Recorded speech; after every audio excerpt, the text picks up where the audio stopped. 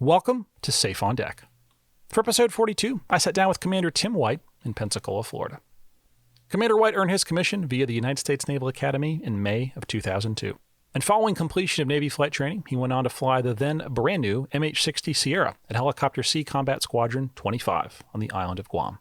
Following multiple detachments and overseas deployments while at HSC 25, Commander White returned to the skies over Pensacola as a T34 Charlie instructor pilot at Training Squadron 3, before serving as boat detachment officer in charge at Mesron 7. Next, Commander White transitioned into the Navy Reserve and returned to Naval Air Station Whiting Field as an instructor pilot, flying the T6 Bravo Texan II, before being chosen to command the Naval Operational Support Center in Chattanooga, Tennessee. On the morning of July 16, 2015, a self-radicalized lone wolf Muslim terrorist rammed the gate of NOSC Chattanooga before opening fire on the sailors and Marines inside. And in an act contrary to Navy regulations, Commander White opened fire on the attacker utilizing his personal firearm. Commander White went on to serve in a variety of leadership roles in the Navy Reserve, including as the Operational Support Officer for Navy Reserve Integration at Naval Education Training Command and as Commanding Officer of Navy Reserve Center El Paso. On May 5, 2022, Commander White retired from the U.S. Navy with over 20 years of distinguished service, and he currently serves as the founder of Tier Zulu, where he teaches real-world force protection and anti-terrorism response skills to the next generation of aviation, surface warfare, submarine, recruiting command, and reserve commanding officers. This episode is dedicated to the memory of the Chattanooga Five, Navy Petty Officer Randall Smith and Marine Sergeant Karsten Holmquist, Gunnery Sergeant Thomas Sullivan, Lance Corporal Squire Skip Wells, and Staff Sergeant David Wyatt. May we never forget the ultimate sacrifice they made for our freedom and their lasting legacy of unquestionable courage under fire. Thank you for taking the time to listen. In the future, I plan to continue to share similar interviews with both current and retired military aviators. If you have a question or a suggestion for a future interview, please leave it as a comment below. Safe on Deck, episode 42 with Commander Tim White. Enjoy.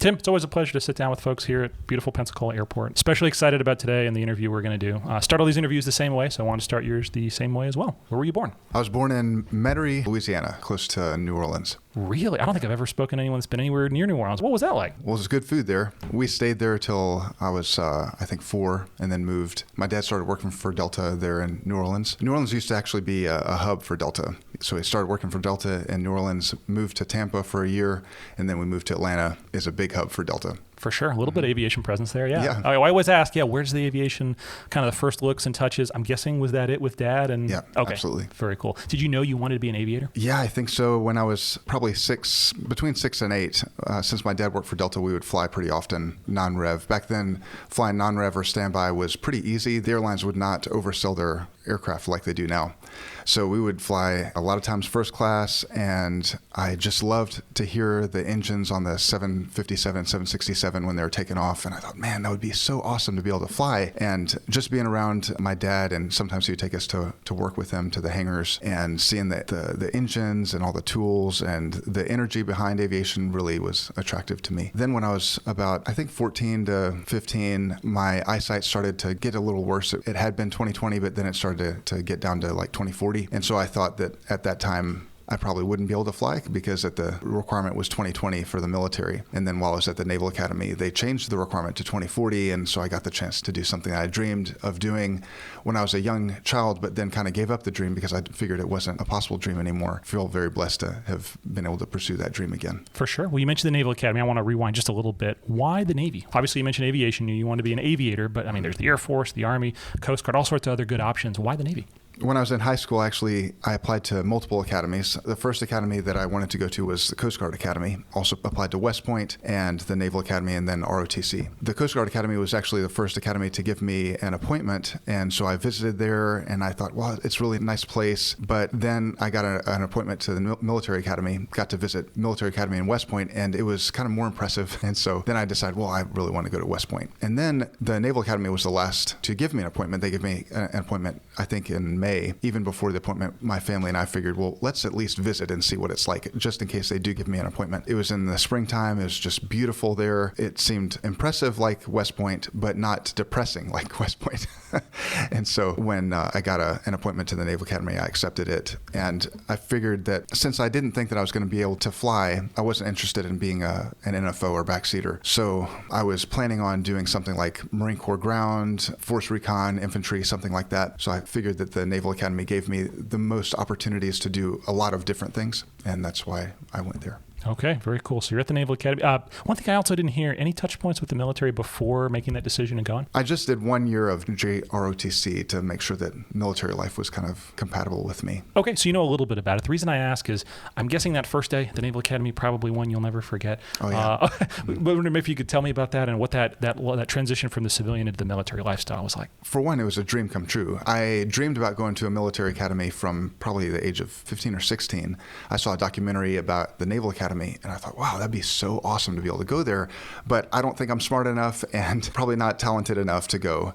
And then I got the appointment and showed up to I-Day and was just surrounded by some pretty amazing people. And I kind of felt like I was out of my league a little bit, but I figured, well, I'm going to try as hard as I can so that I don't get kicked out. I want to be able to make the decision and the decision not be made for me. So I did my very best. Figured, well, let me just get through plebe summer and then go from there. And I made it through plebe summer, then started plebe year, made it through plebe year, and I figured, well, if I can make it through plebe year, I think I can make it all the way to the end. And I did. I do remember I-Day, induction day is called I-Day there. And when I got there, they sent us through these long lines to get all of our equipment, and finally got to Bancroft Hall maybe an hour before the induction day ceremony was going to take place. And I guess the detailers were told that we need to drink at least 2 full canteens before we go out to the induction day ceremony. And I drank 2 full canteens right before we went outside, and my bladder was full. When we got outside and, we had the ceremony, and then you got to kind of be set free to say goodbye to your parents, and then we formed up again. And I wanted to enjoy saying goodbye to my parents as much as possible, but I really needed to go.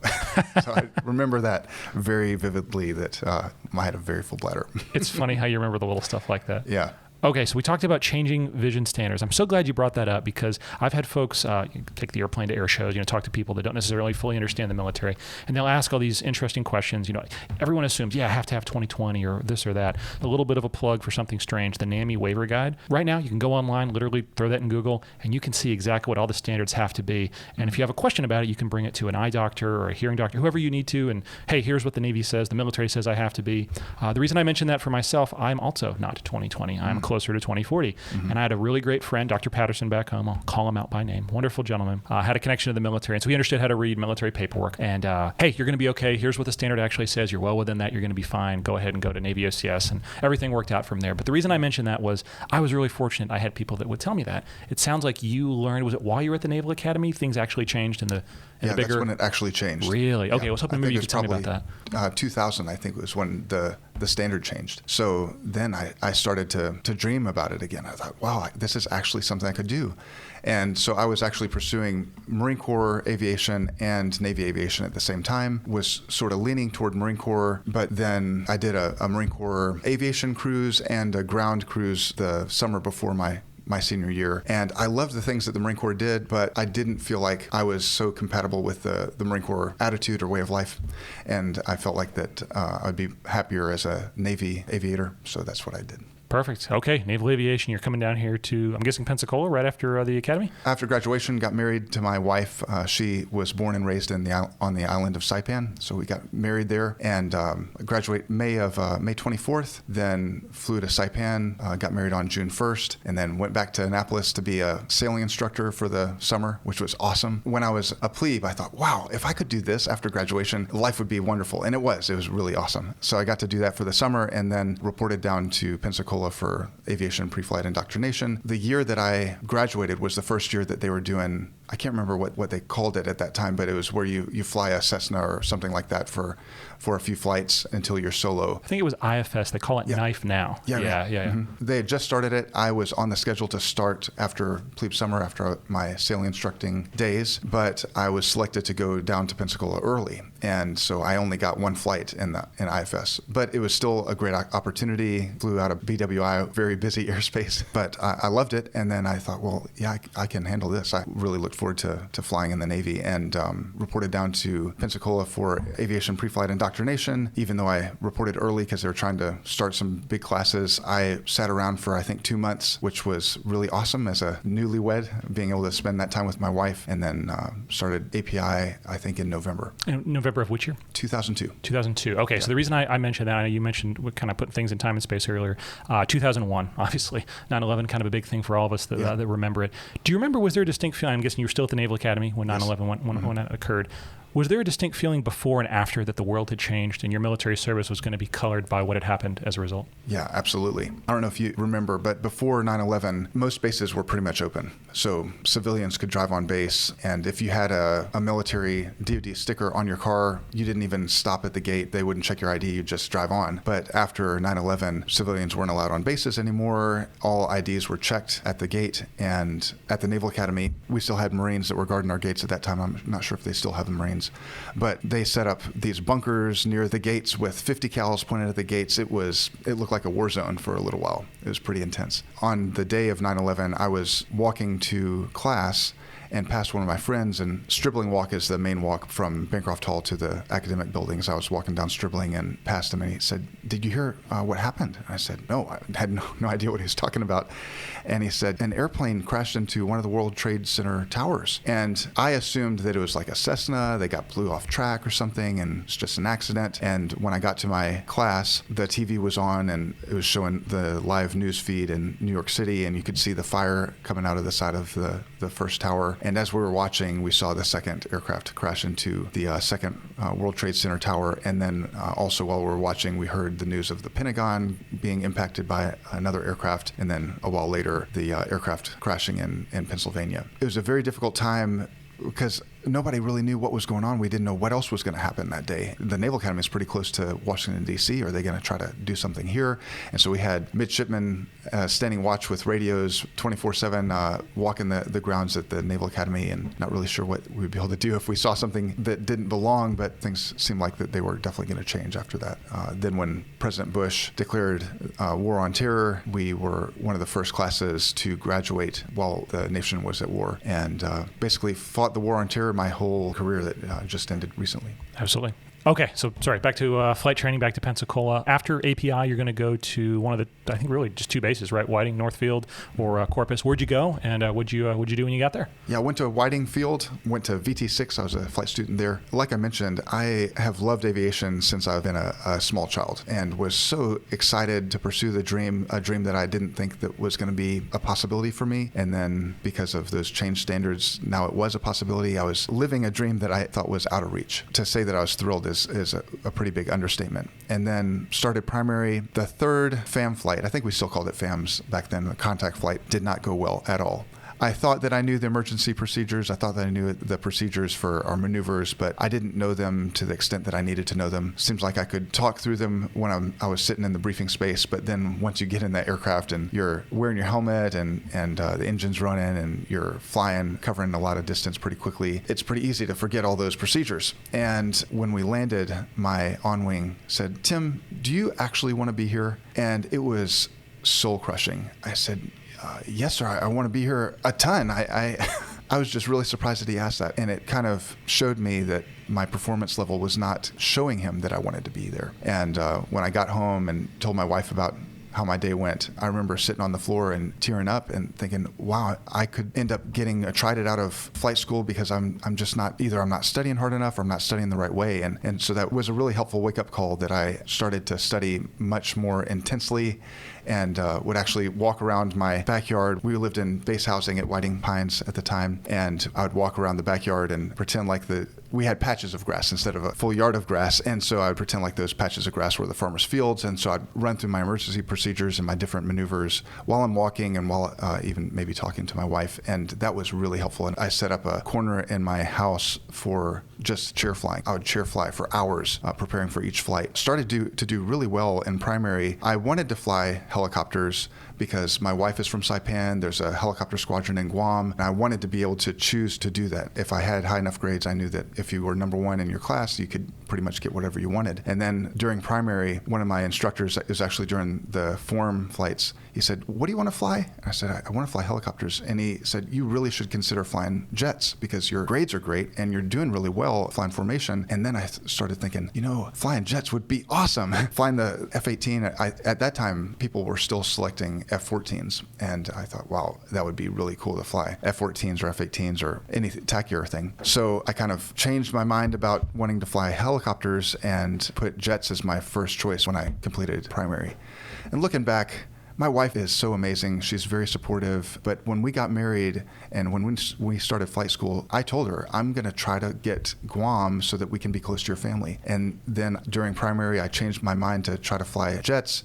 And she was still very supportive. And I think that's really awesome, but I'm kind of ashamed to say that I changed my mind on her, and then I could have ended up keeping her from seeing her family as often as we did. But by God's mercy, I did not get jets. I got helicopters, and my XO was actually really upset that I didn't get jets and tried to get it changed, and they didn't change it. So I was initially kind of upset as well, but very thankful that I selected helicopters. It was a huge blessing to us to go fly helicopters. But I think you made such a great point. I'm glad you mentioned it. We get to do, I say we, Naval Aviators, we get to do the cool thing, right? Yeah. Everyone, hey, at the air show, what do you do? Yeah. And no one really necessarily always thinks about the people that are behind us, the people that are supporting us, the people that are building us up. And without that, you can't do the cool stuff. You can't do the fun stuff. Yeah. So what a wonderful thing that you found her, she found you, and she's supportive, and still to this day, of what you get to do, because not everyone has that, right? Not everyone is fortunate enough to have that background. So I'm just wanted to highlight that. That's super, super cool. Okay, off to Southfield. But before we get to Southfield, I don't think I even mentioned it. The T34 is what you flew as a student. Mm-hmm. What did you think of the Turbo Mentor? Man, the T34 was awesome. It's not as fast. It won't fly as high. It won't fly as far as the T6. Doesn't have an ejection seat, but it could land pretty much anywhere, even as a flight student. By the end of, at that time we still had intermediates. By the end of intermediates, I could do pretty much anything with that aircraft. One of my last flights in the T-34 as a student was a TAC form flight. And I didn't know what I was doing, but I was making the aircraft depart control flight for just a second so that it could snap roll. And my instructor was like, "What are you doing? How do you know how to do that?" And I don't know how I knew how to do that, but it was just a really fun aircraft to fly. I think the T6 will pull twice as many Gs as the T-34 too, but because the T-34 is not flying as fast, you could do a loop, and I think in 1,000 feet, and really G-load it very quickly because of the way that the wings are designed. And there were times in the T-34, when I was an instructor, I got to instruct in the T-34 as well, teaching PAs to the students that they would load up the Gs so quickly that I would almost gray out or black out because they didn't give me the warning or whatever. But it loaded Gs so quickly, and the T6 doesn't load it as quickly. And also you have the G suit that gives you more of a warning. The T-34, the only warning you had was when that G meter started increasing, like, oh, wow, we're at 3.5 already. Did y'all do, I think it was split field ops where you'd be landing. So this is something that's going to be unfamiliar to anyone that knows the T6 and the way we do it now. But as I understand it, correct me if I'm wrong, first half of the runway is used for arrivals. And so first 2,500 feet roughly. And then the departure and the other 2,500 feet is people taking off. And you could do that because the airplane had beta, I believe. Yeah, correct. So yeah, it's so different. And now, one airplane takes the runway, one airplane takes off, the other airplane, the next one's coming into land. But I don't know. I kind of love that. I love the fact that you had that precision and you could, we'll use half the runway and we'll be just fine. Yeah. I think anyone else's brain might explode if they tried to do that. Exactly. And the runway, it wasn't really that long. It was only about 6,000 feet. So we had the first 3,000 feet for landing, last 3,000 feet for taking off, and nobody thought anything about it. And then when the T6 came on and we had to use the whole runway for takeoff and landing, it really introduced some growing pains. We really started missing the T-34. I'll bet. Okay. Well, and again, we'll talk more about the T-34 when you come back to be an instructor. One last question before we go on to the helicopter and your training there in advanced. We talk about instructional style a lot. Mm-hmm. And occasionally I'll have a student, maybe meet me in the hallway. They just select it or talk about something. And it's always great. I'm always happy when they're successful and get to go on and do something something cool. But they very much remember us, and I'm embarrassed to say sometimes I'm like, oh yeah, I remember you and that great flight I'm sure we had. But unless it's something really bad or really, really good, I guess, a lot of times we as instructors, I don't know, it can be that white helmet syndrome where it's just another student. And the reason I mention that is I think our instructional style as instructors is so important. Students are picking up on all the little stuff, the things we say, the things we don't say, the things we act in, the way we act in the brief, the way we act in the airplane, even just on the flight line. Do you remember any good, maybe good lessons or bad lessons from that initial time as a student that you thought, one day that's who I want to be like? I want to be that person as an aviator. Or maybe the opposite. Good Lord, if I'm anything, I'm not going to be that. My on-wing he was a new instructor. Obviously, I was a brand new flight student. And so I don't think that he had really the experience maybe to draw from that I had later as an instructor when I came back. Also, when I was at my fleet tour, I was doing instructing there as well. So I had some experience when I came back to primary as an instructor. But he really treated me like a jerk kind of belittled me in the briefing spaces and then belittled me in the cockpit. And it made it really hard for me to learn. It made a very unpleasant learning environment for me, and I did not enjoy flying with him at all. And then when I got to off-wing flights and then flew with other flight instructors, I saw how, as a flight instructor, you really have a lot of control over that learning environment. And while I know that part of the purpose of flight training is to put students under stress because they're going to be in stressful environments in the fleet, certainly, but a lot of times you don't really have to do anything to bring stress into the cockpit because they're already having to deal with radio calls and procedures. And as a new flight student, those things can be complex enough without adding bad attitudes or yelling in the cockpit. And so I decided if I ever had the opportunity to be a flight instructor that I would do everything I could to make it a positive learning experience for my students and make it fun because there's no reason to make flying unpleasant. It's a wonderful thing to be able to do. Agreed. Sorry, let's go back to the helicopter. That first flight in I'm guessing TH-57, right? Yep, correct. A TH-57 Bravo, so the very basic one. What was it like learning to hover? It was, I never thought that I was going to be able to hover. It's such a squirrely aircraft and so difficult to fly smoothly. When I would watch my on-wing, who is Major Carlson, I was just in awe that he could fly so smoothly. I think we would do 5 to 10 feet for our hovers or hover taxiing. And when I would start flying, I'd be like 5 feet to 15 feet. And I'm like, Tim, come on, 5 to 10 feet. I'm like, I'm trying. I thought I'm never going to get this, but he was really patient. I loved briefing with him even. A lot of times the brief is just not very pleasant, but I loved briefing with him. I loved flying with him. He was so patient with me, taught me how to hover. Once I got it, it was like second nature. Didn't have to think about it anymore. A really fun aircraft to fly once you get the hang of it. I think you made a great point earlier. You talked about, someone that maybe didn't have as much experience as an instructor, and that's maybe why they take that out on you as the student. And it sounds like he was the opposite. He had a lot of experience. He had a lot of confidence in himself. Yeah. And so, you know what? Yeah, there's nothing is going to faze me. I'm here to focus on your learning and teaching you. And man, what a difference that made. You enjoyed coming to work. Imagine that. What were your options? And actually, you know what? Before I fast forward that far ahead, let me roll back. Going through, let's see. So the Bravo, you're going to get the very basic syllabus. You're going to do some auto rotations, full touchdown autos. You and I are going to soon be some of the last generation that does full touchdown autos. I think things are changing with the new helicopter. We move into the Charlie, instrument training in the aircraft. Do you get to take the heel into the weather and all that stuff? Yes. Okay. Not everyone does. That's the only reason I asked, so that's cool. Any cross countries did you get to get out of the local airspace in the 57? Yeah. After my instrument check, we got to do a solo, kind of like a cross-country solo. Me and my friend flew to New Orleans lakefront and got to see my grandparents. Both of my grandparents were still alive. They came to the airport, got to see us, and then we flew back home. It was really, really awesome. That is insane. So for mine, it was, I think that maybe the leash was on a little bit more. I got to go to Mobile downtown. Nothing wrong with Mobile downtown, but you got to go to New Orleans. That's so cool. I know, and you know how the weather, it's always a factor coming from New Orleans. So we got build-ups oftentimes coming from New Orleans, and it was pretty amazing. I got to go. Very cool. Let's see. So continuing on, like you mentioned, there's going to be some more formation flying in the helicopter, you joining on another TH-57, but then it all wraps up and you've gotten to that spot. You're going to earn your wings. When you do that, but before you do that, you're going to have to select. So I want to kind of maybe look at the map, right? Where could you have gone location-wise? What were the platforms that were available? And then where'd you end up going? Well, I could have gone to Guam was on the slate, Hawaii, Sigonella, H3s at the time were still available. Okay, would that have been, I know there were 53s there in Sigonella as well. HC4, I think? Yes. Wow, okay, so that was the good old days. That's cool. 46s were still available, 60 Sierras, Bravos, Foxtrots, Hotels, H3, and then 53s were also available. So we had a lot to choose from. And also, Hawaii is not always on the slate, and Hawaii was there. And a lot of my friends were pretty worried that I was going to put Hawaii, because like I mentioned, I really wanted to be able to have the option to go to Guam. And sometimes everybody wants to go to Guam, sometimes nobody wants to go to Guam.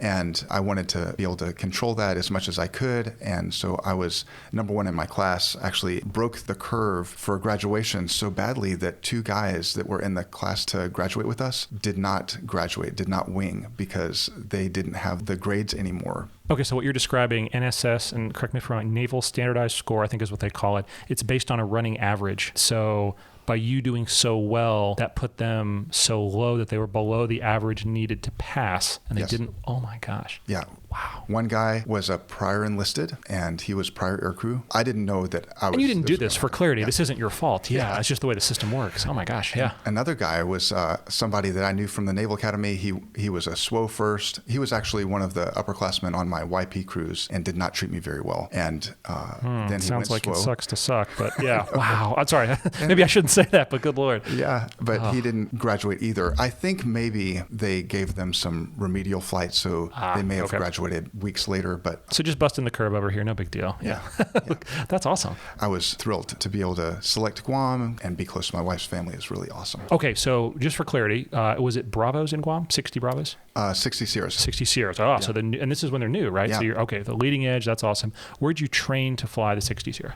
At North Island. Terrible place, really gross. Right? I'm kidding. Right. What a place to fly and learn to fly a new helicopter. Exactly. So I got my wings February 2004. Most people were spending a few months because the FRSs were kind of backed up. They were spending 1 to 2 months there at Whiting Field. And I was kind of looking forward to some of that downtime. But just like at the Naval Academy, when I left, had to go early to come down to Pensacola, they wanted me right away to go to San Diego. So I got to go through SEER school first, and something I had not been looking forward to much at all. Did it meet your expectations, or was it bad? It met my expectations. Yeah, Okay. I think it probably exceeded my expectations. But I really do tell anyone, like, if you get the chance to go, you will. If you do it right, you will learn about yourself. You will learn how far you can take things, both physically and mentally. Yeah. And that is valuable stuff that you can use in your everyday life. I'm not saying like you're interrogating people in your everyday life. I'm saying that those skills can be part of your character, and you have this confidence that, like, hey, I can actually do something more challenging than I would have thought. Yeah, exactly. Or it can just suck, and you can treat it as a terrible experience. And some people do. Oh, I hated that. Okay, well, you didn't really learn the lessons, I guess. Yeah. I look back with fondness because I have a lot of great memories from it. My SEER instructor was amazing sailor. I think he was a first-class petty officer, a snake-eating kind of guy. Literally, when he was teaching us how to eat a rabbit, if we found a rabbit out in the wilderness, he put the head of that rabbit in his mouth and bit it off. It was still alive. Wow. We had a couple Marines. So obviously it's not just officers that go through SEER, right? So there's some enlisted Marines that were in my class. I think they're actually going to go be 53 aircrewmen. And one of the things you mentioned, you're going to kill the bunny rabbit and learn how to, clean it and cook it and all that stuff. Mm-hmm. And one of the Marine students was getting a little exuberant. I want to be the one to kill the bunny. And our instructor, our lead instructor, was a Navy SEAL. I mean, Navy SEAL, right? Like everything you would think of from the poster of what a Navy SEAL would look like and act like. And very calmly, very quietly says, stop. This animal is giving its life for you to learn. This is not a joke. This is not funny. This is training, and you're going to treat this animal's life with respect. And I get chills even thinking about the way he said it. Wow. And thinking like, this isn't it. Not that I think anyone other than maybe that one person was treating it as a joke, but it sure shut that person up. And we went on and learned the lesson. And that animal did give its life for us to learn. Yeah. We don't want to kill things needlessly, but part of that training, right? Like, God forbid you are in a survival situation. You need to know how to do it. Mm-hmm. And if you're doing it live for the first time, you might mess it up, and you might, cause some kind of other negative consequence, I guess we'll say. So again, I look back fondly on it. We obviously can't talk much about it in this forum other than stuff like that. There's already too much information out there online about what it is. But if you get a chance to go, I highly recommend it. Absolutely. But it's a couple weeks you'll never forget. Yeah. I have a friend that got to go to the next level. Like we went to level 2 or something like that. Yeah, advanced SEER, I think, is the next one or something. Yeah. He got to go, and I thought that was pretty awesome that he got to do that. But one thing they'll tell you in SEER school, like before you go out to do the field training, is don't get boots that have a steel shank.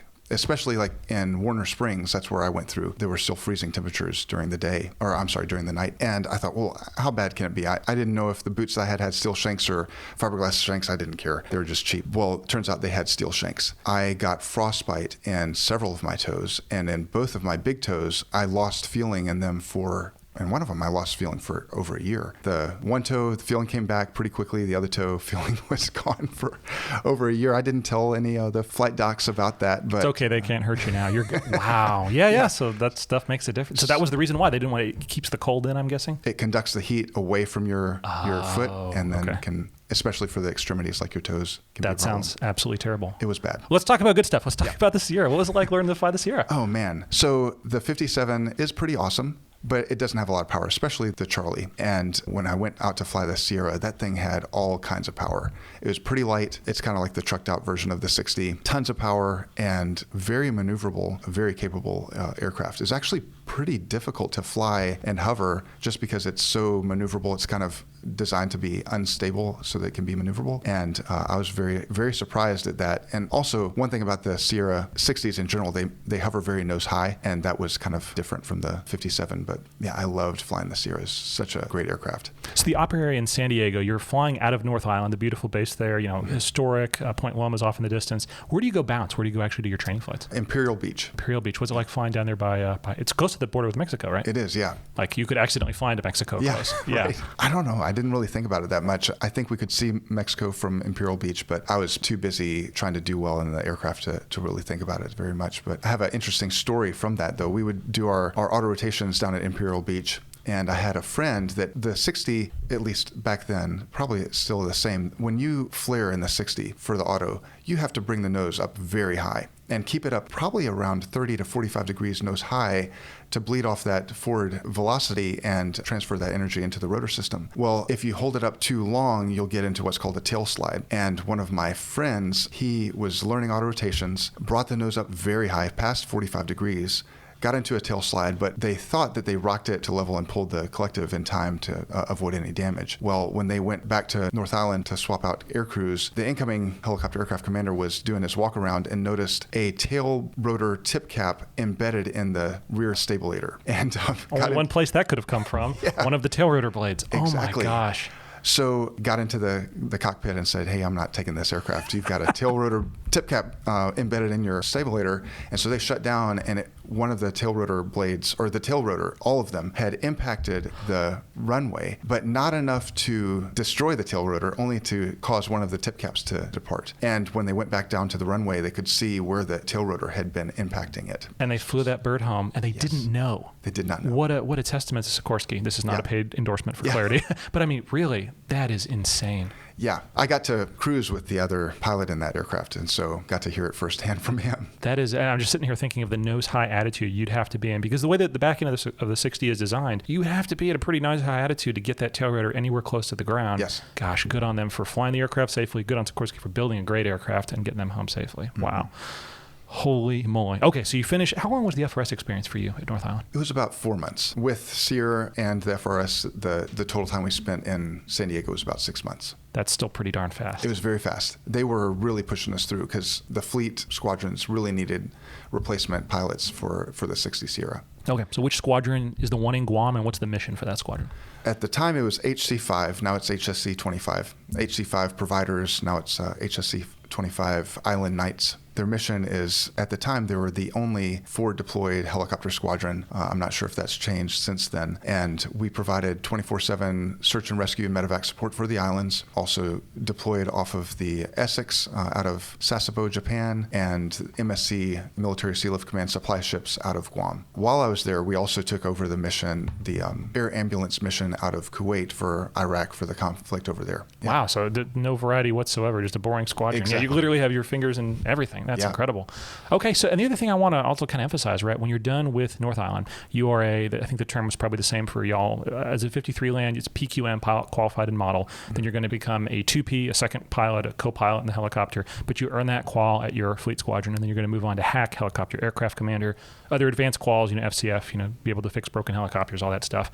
But when you show up as the new guy, you know just enough about the 60, but there's still a tremendous amount to learn. So were there any good mentors or folks that you enjoyed flying with, maybe other JOs or department heads, maybe even the front office that, again, same thing, you said, hey, that's who I want to be when I grow up in this aircraft? Absolutely. So when I reported, I was, like you said, a PQM, expected to be there for about 6 months before deploying. But in December of 2004, a tsunami hit Indonesia and Thailand and caused a lot of destruction, a lot of loss of life. My detachment was the one they called it on deck, the next one to go out. So we deployed very rapidly, and I was barely an H-2P helicopter second pilot. And one of my hacks, one of the aircraft commanders on the deployment was Eric Peterson. And he was a great guy to be with. We laughed a lot, enjoyed being around Eric, but he really invested in me and the other two H2Ps and was super patient with us, teaching us about fleet operations and just how to be an aircraft commander, how to think like an aircraft commander, and just poured himself into us. And he's probably the person that I learned the most from. If there was an aviation mentor throughout my career, it's been Eric. When I'm faced with a decision, I think, well, what would Eric do? Sometimes I'll do the opposite, but most of the time I would do what Eric would do. And he... Do you think he knew that? Do you think he knew that he was that person that people were looking to? Or do you think maybe that was naturally who he was and he kind of gave off those vibes? I think it's naturally who he was. I gave him a hard time from time to time as a silly 2P. It's like, Eric, that's wrong.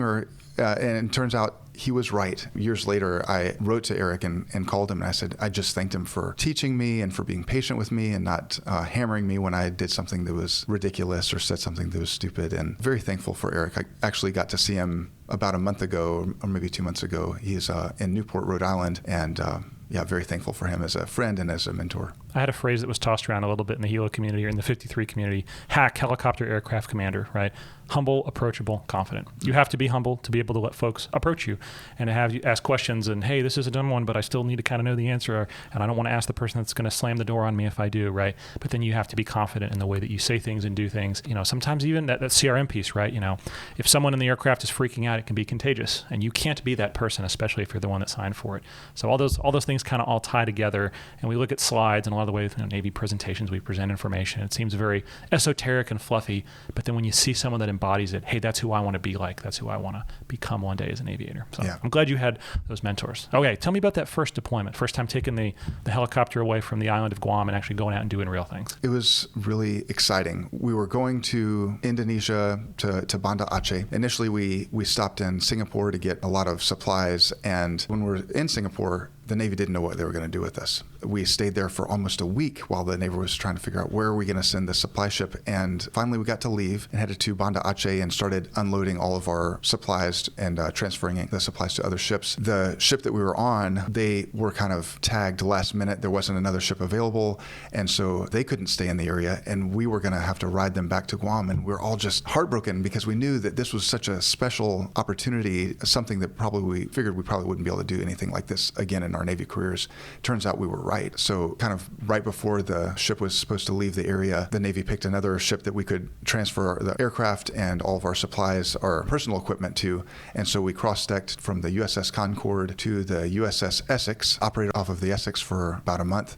And then the Essex was going to leave and there was still work to be done. And so we got to cross-deck at sea again the first ship was the Niagara Falls. Then we got to cross-deck from the Essex to the HSV-2 Swift, which was a catamaran hull ship that the Navy was leasing from, I think, New Zealand, kind of a proof of concept for the LCS ships.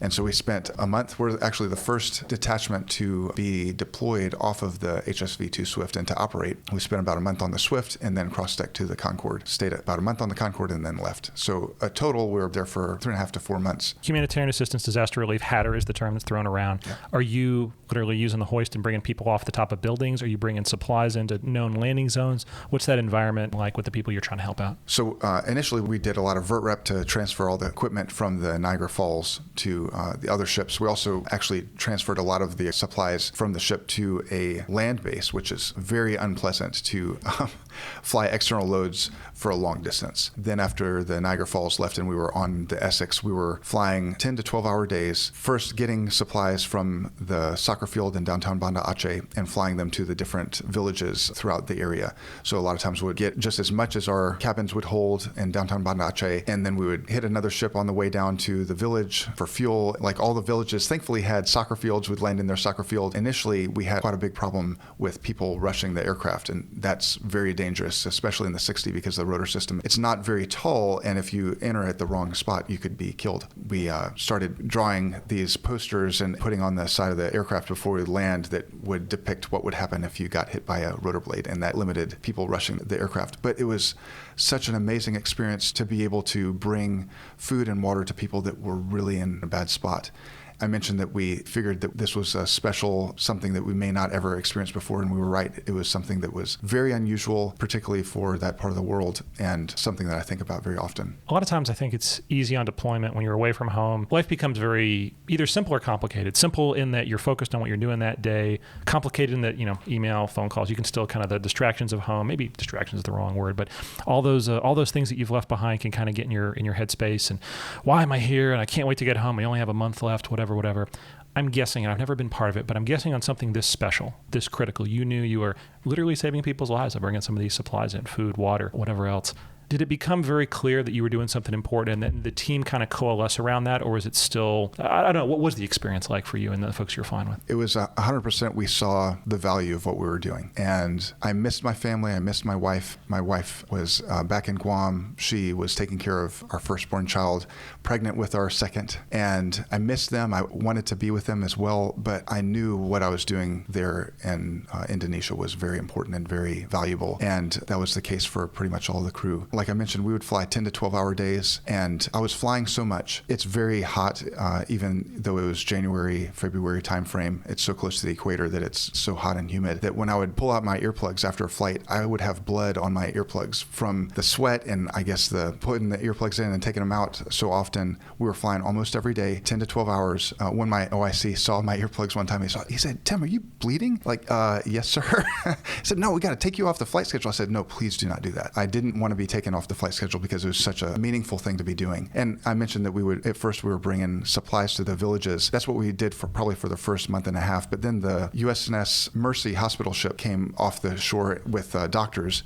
And so we were bringing people from the villages that needed medical attention to the downtown hospital, and then bringing the people that needed more intense medical attention to the hospital ship and bringing doctors to the hospital. And it's just an amazing, amazing experience to be able to do that. Launch at sunrise or right before sunrise so we could arrive on the Mercy right at sunrise and carry those passengers to the hospital ship, and then they would stay there until right before sunset, and then we'd bring them back to the hospital ship before the sun was set because we're not allowed to carry passengers over water unless there's special circumstances. I think folks you see people ask questions about, what are people's motivations and this or that. I don't think people realize in the military when there's a mission, when there's stuff to be done, people will literally bring themselves all the way down to work themselves to the bone if that's what it takes to take care of others. And that is such a special thing to get to hear about, to get to see. If you had one story from that time in Indonesia that you could say maybe summed it all up, or that's what it was like, that's what it felt like for that day in the life, is there one that maybe kind of encapsulates that experience and helping those folks out? Yeah, I remember I mentioned that we were on the Swift. It was initially a ship that was designed to be a ferry. So it had a kind of a passenger area and this huge panoramic window that's not very common for a Navy ship, right? So we were able to see, I remember eating breakfast one morning, watching the sun starting to come up, and then I was the crew that was going to be flying. We'd get out to the aircraft, take off, land on the hospital ship, pick up the doctors, and then drop them off at the hospital, and then we'd start running to the different villages. There was this one time where we went to a village that was completely decimated. I think the estimated loss of life there was about 200,000 people in that area. We landed there because we're doing some other support and just kind of thinking about how much suffering there was, how much loss of life there was, and the special privilege that we had because of our position to be able to bring some hope and bring some help to those people that were hurting so much, that had experienced so much loss of life. Actually have a picture of me and the flight crew that day, and Eric was part of the flight crew, and think about that pretty often, think about that fondly. Also, we got to support the former Presidents Clinton and former President Bush come into the area, and they visited one of the mosques. We're kind of showing their support there, and that was pretty awesome. So part of the HMX-1 package, I'm guessing, helping, maybe not HMX-1, but you're part of the package helping them move. And yeah. Wow, that's really cool. Yeah. Very, very good stuff. What were they? I don't remember if it's still the tagline for the Navy. It used to be a global force for good. I genuinely believe that, and stuff like this is a great example that, at the end of the day, warfighters, it means we're there to fight a conflict on behalf of our country, but also there's a lot of really good, so special you got to be a part of that. Yeah, 100%. Okay, other stuff when you were there in the squadron, you mentioned Kuwait. Did you get to be a part of those operations, doing air ambulance there? I was on the schedule. My first tour was to Banda Aceh, Indonesia. Okay. Did most of my first cruise there, and then we finished up doing some other things. I got my HAC qualification, or aircraft commander qualification, right after that cruise, and pretty quickly turned around and went to do a second cruise, because one of my friends was the other HAC that was going to be going out, and kind of wanted to go out with him, and my wife was very understanding and supportive, and supported me going out quickly. I'm getting that theme repeatedly. She seems to be a great lady. She's awesome. Yeah, very supportive. So I got to do that second deployment also on mostly MSC, because I don't know if you remember, but the Sierras were starting to get a lot of cracks in the main support beams, probably after they'd been in the fleet for about 2 years. And part of the reason for that is because the first Sierras were actually Blackhawks on the line that were ready to be delivered to the Army. But since the Navy needed the helicopters so badly to replace the 46s that were kind of falling out of the sky, we took those Blackhawks. But before we took them, Sikorsky said, you really need titanium support beams for these Sierras. They have aluminum support beams right now. And the Navy said, well, what does the Army use? And Sikorsky said, they use aluminum. So the Navy said, okay, we'll take aluminum. And then when we got them to the squadrons in the fleet, they started cracking because a Black Hawk is exposed to a lot different stress than a Nighthawk in the shipboard environment. Plus, we're doing a lot of external cargo, and a lot of people first thought that they were cracking because we were doing the vert rep and doing the external cargo, but they were actually cracking because of the repeated air to ground. I don't know what it's called, but going from being on the ground to lifting up off of the ground and then landing. We do a lot of those in the Navy when we're flying around through the carrier battle group. And turns out the Army was also getting cracks, but they have so many helicopters it doesn't really matter to them. They would just ground the cracked helicopters, but most Navy squadrons don't have enough helicopters that they can just ground a helicopter. So the 60 Sierras in Guam were going through a kind of a process to get their main support beams replaced with titanium. At any time, we'd only have maybe 5 out of 13 helicopters that were up. So that limited what we could do. And whereas normally we would have a detachment on ammo supply ships and food supply ships, we started just putting helicopters on the ammo supply ships, and then we would farm those out to do the vert rep for food. And that's what I got to do for my second deployment. So got to do some ammo, but we got to do all the vert rep throughout the whole region. And if anybody asks me what's my favorite flying, it's vert rep. I love doing aerobatics. I love flying formation, but doing vert rep is like kind of like freestyle flying. You're flying in formation with a ship, picking up a external load, and then bringing that to another ship and dropping it off. And there's like an art form to it. Really, really enjoyed doing that. So I got to do that for my second deployment. And then I was on the hook for a third deployment to go to the air ambulance. But I was kind of going through the training pipeline for it. There's some tactics training that we had to go through and Army training that we also had to go through. And I had submitted some leave to go to Saipan to visit my family, my wife's family in Saipan. And because of that leave, I was going to miss a portion of that training. And I asked my boss, hey, boss, you signed the leave, but I can cancel this leave if I need to. He said, no, Tim, go ahead. We can get you on training some other time. So I went on leave, and that actually kept me from being able to deploy. There was maybe going to be another opportunity to get the training, but they figured, well, they could let me go. And I was going to have to be extended in Guam in order to finish that deployment, and they let me leave on time. That was probably better for my career in a way. Yeah, I had a lot of great opportunities in Guam. It sounds like it. You talked about vert rep, vertical replenishment, just to kind of unpack the term. Back me up if I'm wrong on this, but right, you got two ships roughly parallel to one another, all these supplies that are palletized, and you need to get them from one to the other. So you're going to have a helicopter, pick up that external load, fly that short flight between one to the other, pickle the load, well, not pickle, maybe set it down and then pickle the load, release it, and then fly back. It's a lot of very dynamic flying, like you said. Where do you learn how to do that? Is it something at the FRS, or you learned doing it for real? Well, I think we did maybe one external load flight in the HTs, and then we did... The coffee can. It's literally a coffee can with concrete in it. Yep, I remember that. And then we did a couple flights, or maybe one flight in the FRS, but that's something that I learned in the fleet. We knew that we were going to do a lot of vert rep as we left Singapore, and so we did some training flights. And I remember the first flight, I was trying to be aggressive, want to be look cool, I guess, and try to be fast in the vert rep. But the saying, slow is smooth, smooth is fast, that's very true with vert rep. And as I gained experience, I started to be able to be more aggressive and still be smooth. But as a junior pilot, I learned slow is smooth, smooth is fast, and not to try to impress anybody when I was learning, but got to the point where we had aircrewmen in the back. They would call us over the load and any small adjustments that we needed. But as I was in my second cruise as a helicopter aircraft commander, after having done a lot of vert rep as a 2P and now as an aircraft commander, I got to where I didn't need them to call me anymore. I could drop a load pretty much wherever I wanted, but got a couple stories from that. Whenever we would do vert rep, generally the receiving ship, the captain would have their cooks make some cookies, and they wanted us to deliver it to the ship's master. That's what they called the CO of the MSC ship. But we would always test them to make sure they were safe for eating. So got a critical part of the process. Yeah. And in vert rep, usually we will do the ship side by side, but sometimes a ship will come behind the receiving ship or in front of the receiving ship. So we may be doing multiple ships at a time. There's what's called a 270-degree pick that I would always try to see if I could get my aircraft where I would have to do that 270-degree pick, where you have to do a full 270-degree pedal turn while you're maneuvering the aircraft to get over the load. That was by far my favorite maneuver to do. Very cool. Wrapping up your your time in the 60. I always like to try to ask highs and lows, right? Any fun stories in the weather, emergencies? My time in the 53 was defined by a lot of emergencies and systems degradations. And one of my things I'm very proud of is I love working with maintenance. I love to talk, troubleshoot with them because you had to be good at that in the 53 or you weren't going flying. Most of my 60 friends, that's not really so much the thing. Any good memories from flying the 60 in any of those realms? We were one of the first fleet squadrons to get the Sierra. We learned a lot of lessons kind of the hard way. And the Sierra had a lot more electronics on it than the previous 60s had. Being in a humid environment was not very helpful for those electronics. So I remember having to get very good at kind of troubleshooting, figuring out, do we just turn the aircraft off and turn it back on? Kind of like if your phone's messing up, did you turn it on and turn it off and then turn it back on?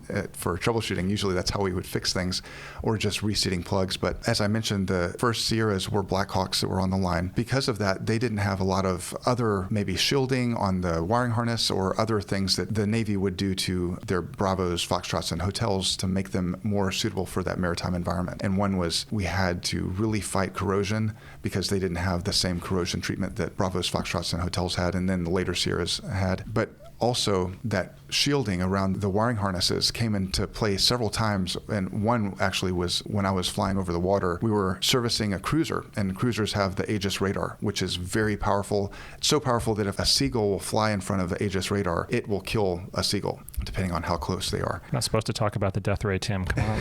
Yeah. Really, that is incredible. Yeah. Wow. So whenever we're flying around the Aegis radar, they don't want to radiate us. It can cause physical issues for the humans inside the aircraft, but it also started to cause other issues with the aircraft. And one time I was flying around this cruiser and we got a main rotor gearbox chip light. And in a 60, the chip light won't illuminate for 60 seconds if there's actually a chip.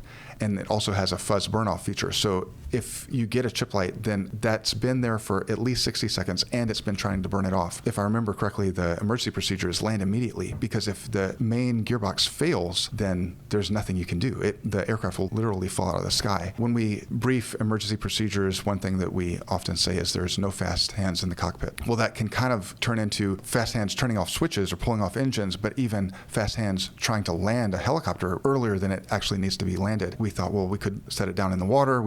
Nobody wanted to do that. Or we could try to keep it in the air for a little bit longer and land. And we didn't see any other secondary indications of failure. So we ended up landing on the flight deck. And then we asked the ship, hey, did you actually secure your radar or no? And they did not secure the radar. Side effect, I guess, of not having the maritime treatment of the Sierra, the first few Sierras. And then there's another great story when I was in Guam. We get typhoons from time to time in Guam. A typhoon's like a hurricane, but over there they call it typhoon. And since we're the 24/7 medevac and SAR support, I was on call one night when there was a typhoon in the area and the weather was pretty bad. And we got a call for a medevac out of Tinian. So Tinian is one of the islands in the Marianas Island chain. Guam is where we were stationed. Then there's Rota, then Tinian, then Saipan. And Tinian is probably less than 5 miles away from Saipan. You can see it from Saipan very easily. There was a patient on Tinian that needed to get to Saipan. The weather was so bad that the commercial aircraft that would normally take them from Tinian to Saipan couldn't fly. So my crew and I showed up. One of the limitations for the Sierra is the rotor engagement limitation. The winds have to be at or below 45 knots, and the wind was above 45 knots. But sometimes it was dip below. So what we did is we started up the engines,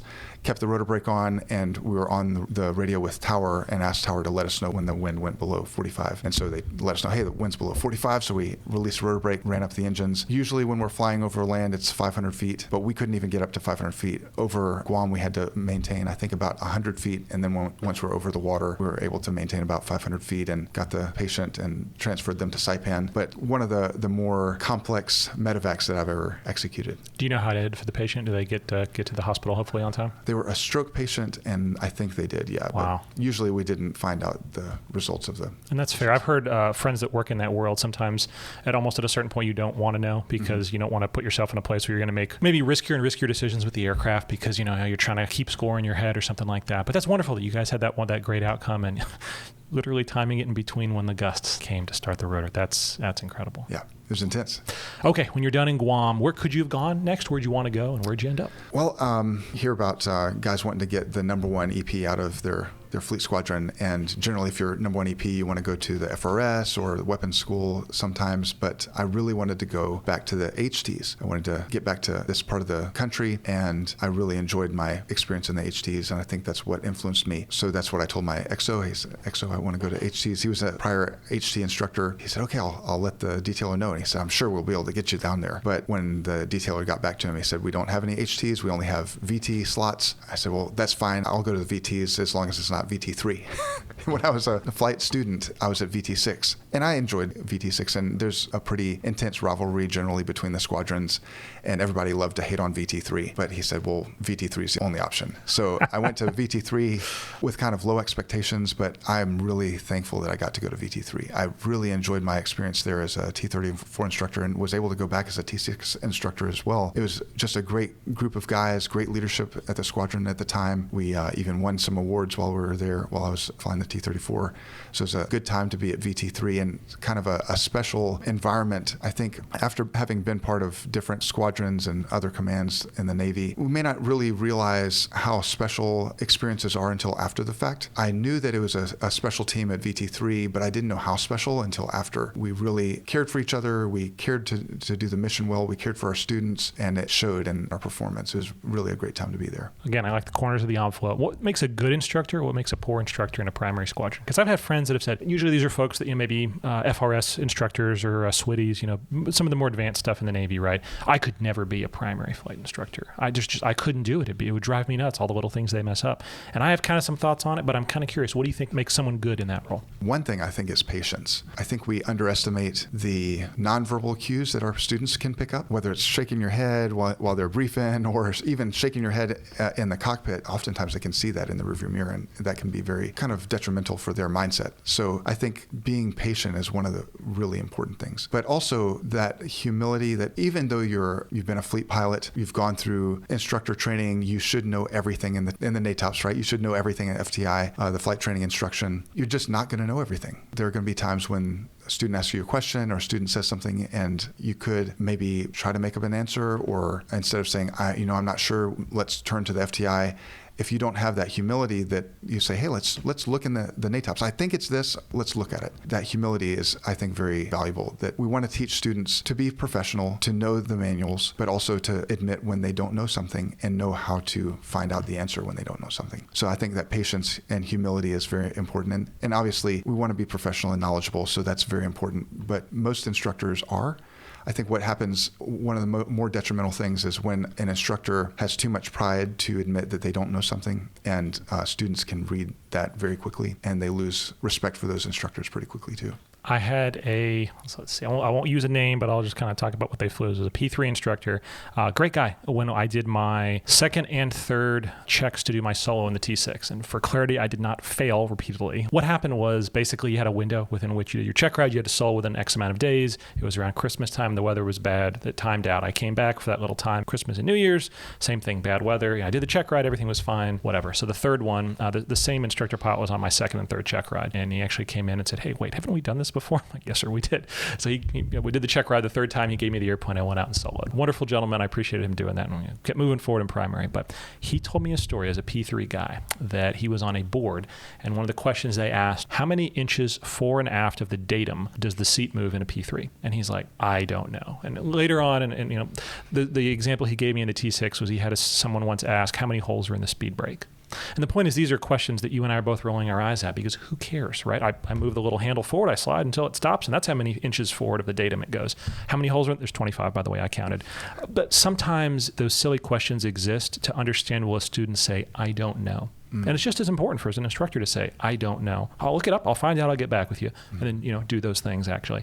But yeah, you're right. If an instructor can't admit when they don't know something, yeah, that respect is right out the window. Same with a student as well. Like, hey man, don't BS me. I can tell you don't know this right now. It's fine. Just say it. We'll figure it out. We'll get through it together. Yeah.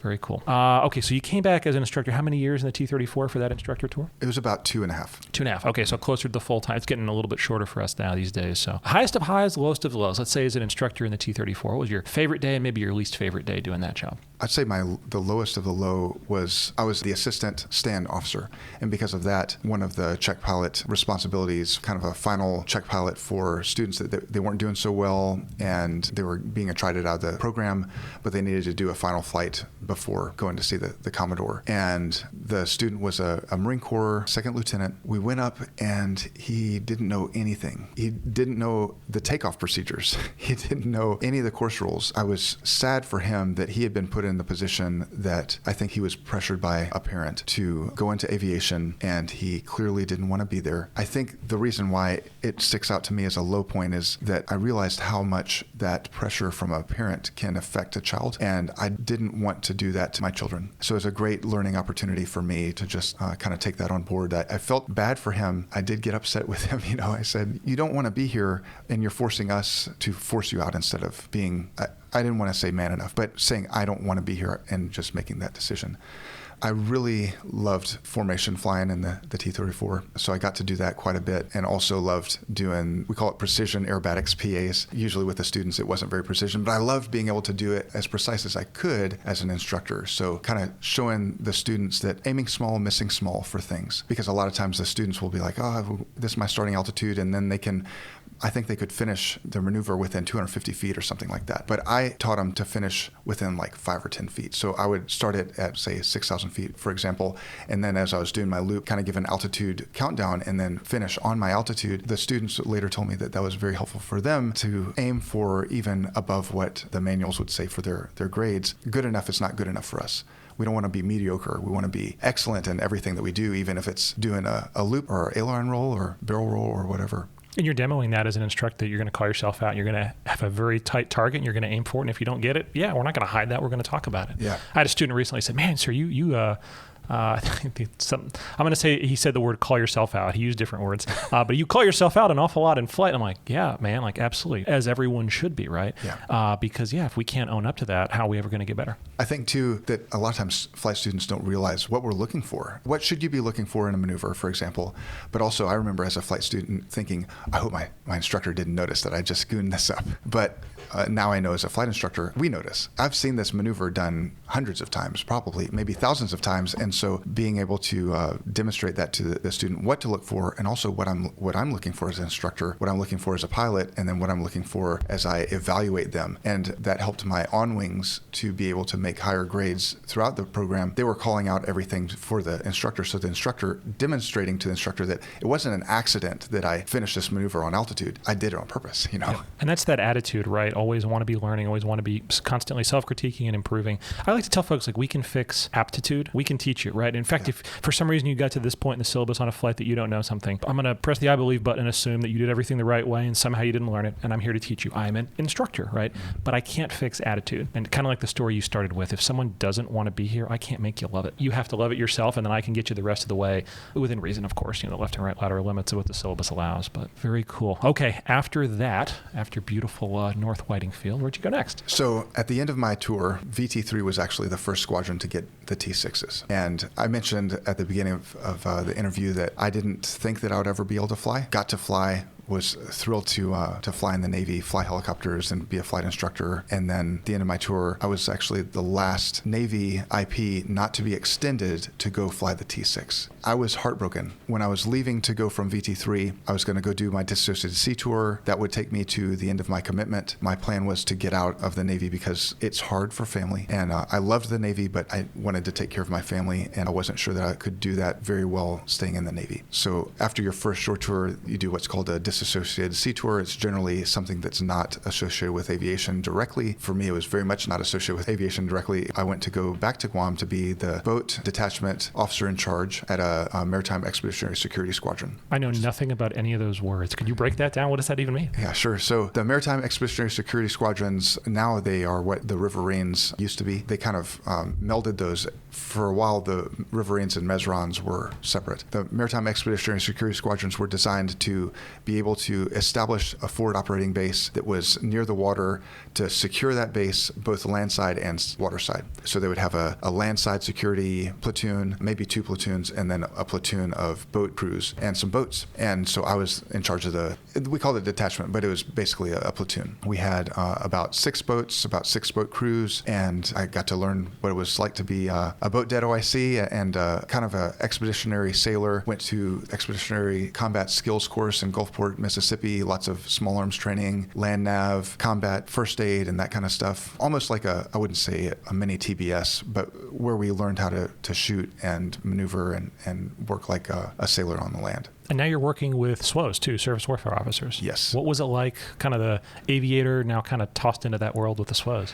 Well, I was one of 2 aviators in a wardroom of probably 20. So definitely out of my comfort zone with a lot of SWOs. I have nothing against SWOs. I love them. Got lots of friends that are SWOs. But the CO and XO were not very happy people. I don't know if they just weren't happy in their tours or they were having other challenges in their life, but they were generally pretty angry. And I learned a lot about leadership during that tour. Leadership as in my position as the boat dead OIC, trying to shield my sailors from some of that stuff, kind of be the umbrella to absorb it myself and then not let it affect my sailors. But also, I mentioned that in my first sea tour, my wife had given birth to our second daughter, our second child. She actually gave birth to our first son as well during my first sea tour, and then gave birth to a second-born son in Milton, Florida. So we had 4, and we moved to Guam, and she was pregnant with our 5th. And so had some pretty young children. I mentioned how important being patient is as a flight instructor. I thought I always have seen myself as a patient and calm person, but what I found is having children will try that patience. Where I thought that I was very patient, I found myself getting impatient more often than I knew was good for me and maybe good for my children. And so seeing kind of that impatience coming out in the CO and XO and the Mesron and how that was affecting me, how that was affecting my sailors, really was a valuable lesson for me to see how my impatience and getting upset is affecting my children. And I get to leave the workplace and go back home, but they don't get to leave the home environment. And I think that I'm a better officer because of that experience and a better dad because of that experience as well. So I'm very thankful for the painful lessons that I learned. But I really loved that tour. Got to do lots of neat things with my sailors, got to go out on the boats and operate the boats. I didn't get to drive them so much. I let my coxswains drive them because they needed the practice, but I loved seeing them do the things that they loved and did a lot of PT with the squadron. A great tour, lots of learning experiences. Had one of the low points of my career there, though. We were going through a field exercise evaluation. The boat deck was brand new, and we were trying to get certified to train and operate ourselves. So train ourselves and then operate and get into the operational area and carry out missions. And we were doing a field exercise with the land side, and we had a responsibility to secure the water side, and one of my boat crews ran aground during the field exercise. It's not a huge deal with an expeditionary squadron like this. Like these boats, they're actually made to be able to go out on the beach and stuff, but they ran aground on coral, so that's not so good. We had to stop the boat deck portion of the exercise and go through an investigation, and so that was pretty unpleasant, and ended up getting a non-punitive letter of caution from my skipper for that, which was not fun. But again, learned through that experience about giving very clear direction and how sometimes our sailors I can think that I gave a very clear direction to my sailors that, hey, stay away from this part because it's very shallow.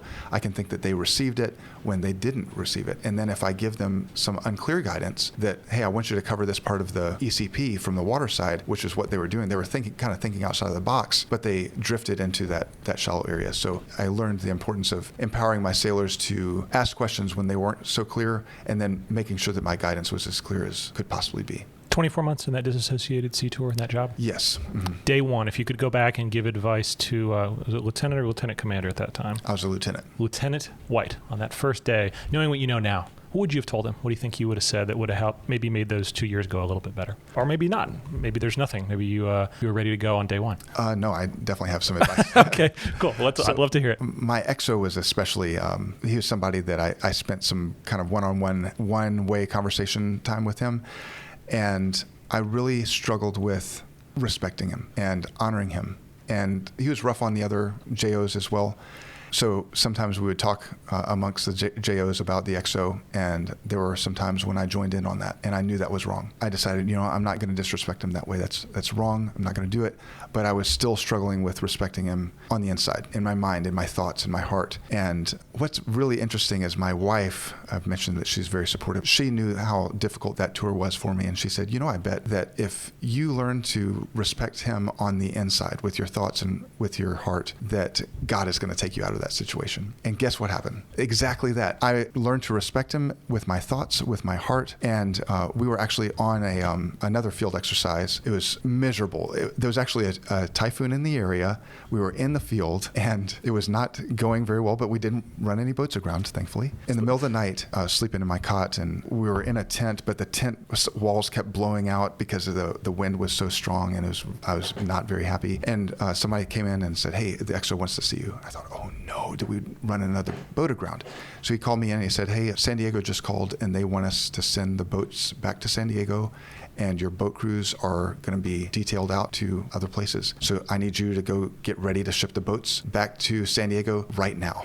And so we got the boats out of the water, started getting everything ready, and without a boat detachment, without boats and without boat crews, they don't need a boat dead OIC. So it actually happened. The Lord brought me out of that situation.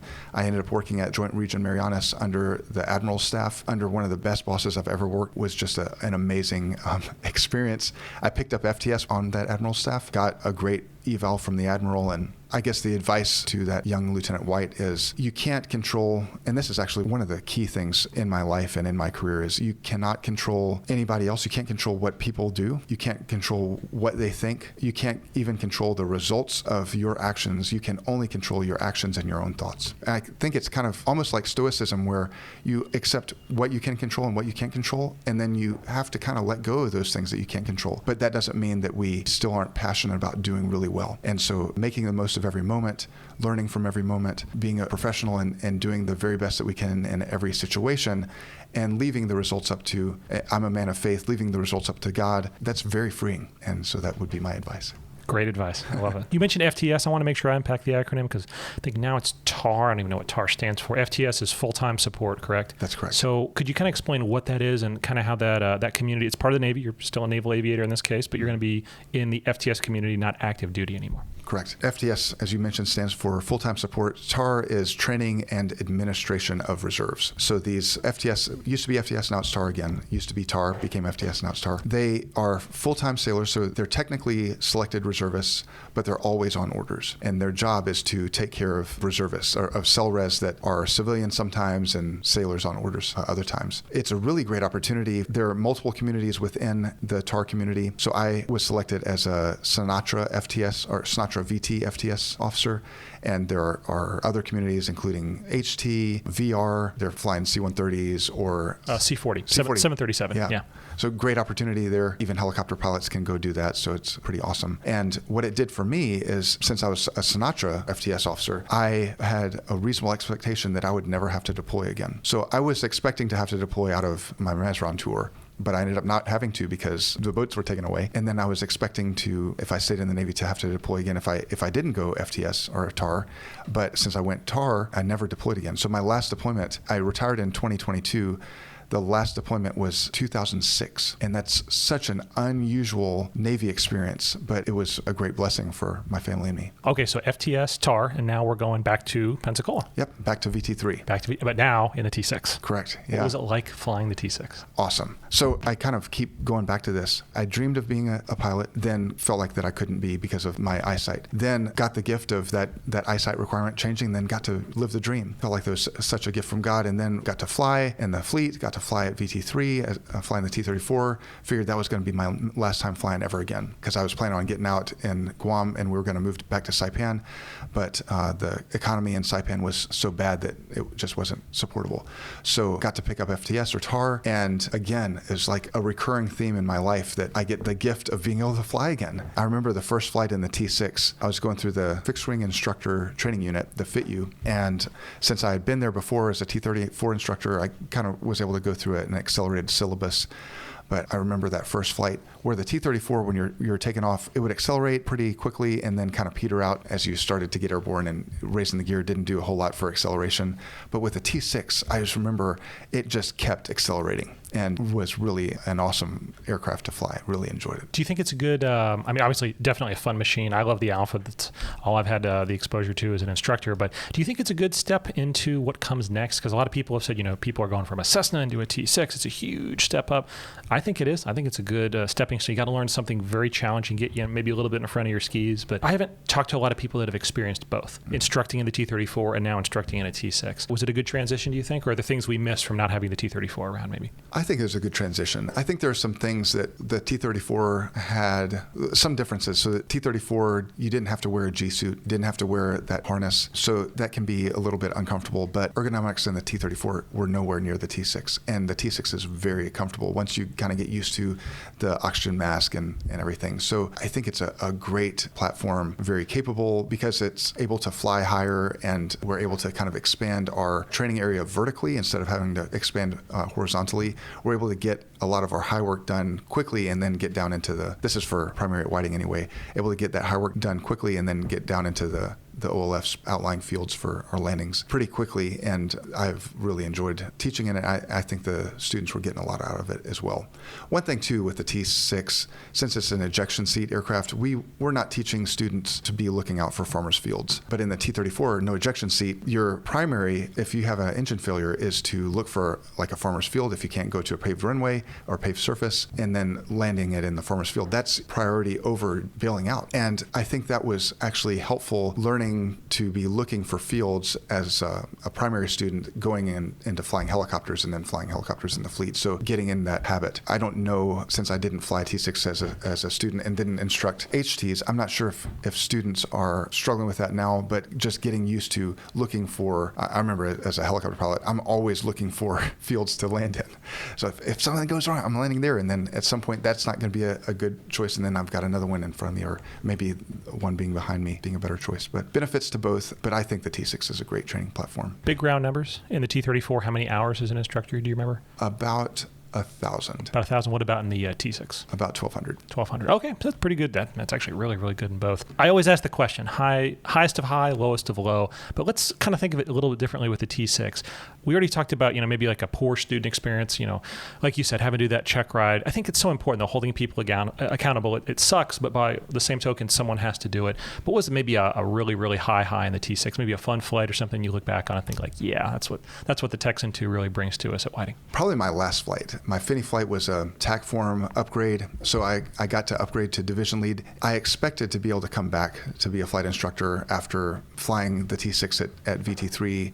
I went to be a Reserve Center CO. The long-term plan for the Navy was to bring me back to Whiting or NES Pensacola and fly the T6 again. So getting additional qualifications would still be beneficial for the Navy. So I was able to do an upgrade flight, and doing some of that TAC form just was a ton of fun. And I got to fly with one of my really good buddies, Eric Zimmer. He's a sim instructor at NES Pensacola on the Air Force side, call sign Z. Great guy, taught me a ton, and throughout my tour at VT3, and to be able to finish my flight with him was awesome. Very cool. Well, you mentioned the Navy is always going to give you leadership opportunities, and that's what the Navy did. How long were you in those FTS orders as an instructor at VT3 in the T6? How many years?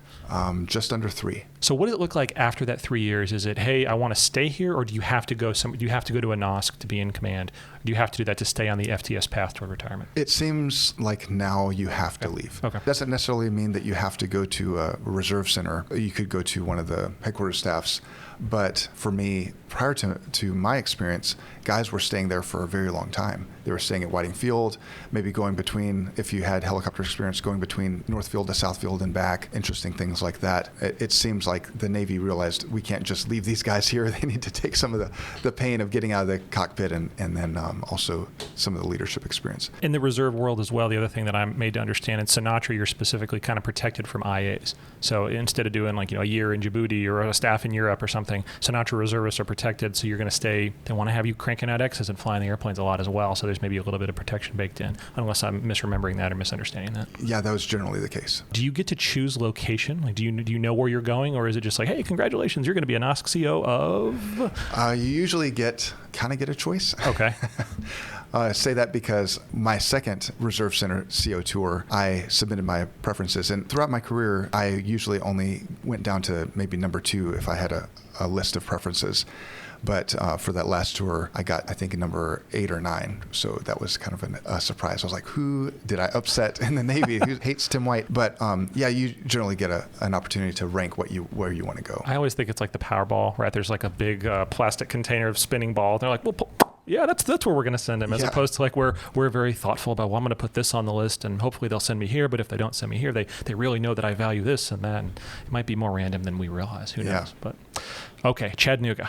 What was it like being in command in Chattanooga? It was awesome. So we mentioned kind of looking at different opportunities, different locations. As I was getting ready to submit my preferences, I was looking at the different locations that they gave me, and we generally try to give birth at home with a midwife, so I wanted to be able to do that. Some state laws will not allow that, or sometimes they're just not midwives that are available, so I wanted to make sure that there are good midwives in the area. We try to eat healthily, so trying to make sure that there's a good place to eat, maybe Whole Foods or something nearby, and a good church, if we can find one, and some other things. The other thing that I was looking at was security, physical security. This was 2014 when I was submitting my preferences, and at the time, Al-Qaeda, Taliban, ISIS were kind of at their peaks. They were making a lot of threats towards military members, their families, first responders, and there were even examples where bearded Middle Eastern males were approaching dependents of deployed service members in the middle of the United States saying, we know who your husband is, we know where he's deployed, and we're watching him, and we're watching you and your family, we know where you live. NORTHCOM, U.S. Northern Command, was taking those threats very seriously, requiring us to make additional force protection, implement force protection measures. And so I was kind of thinking about that too. There were some locations that had no fence around them. They were just behind a shopping center, and so the only thing between you and the public is a glass door. Chattanooga was in a river park, had a fence around it, was kind of separate from the rest of the population. It seemed like maybe it would be more secure.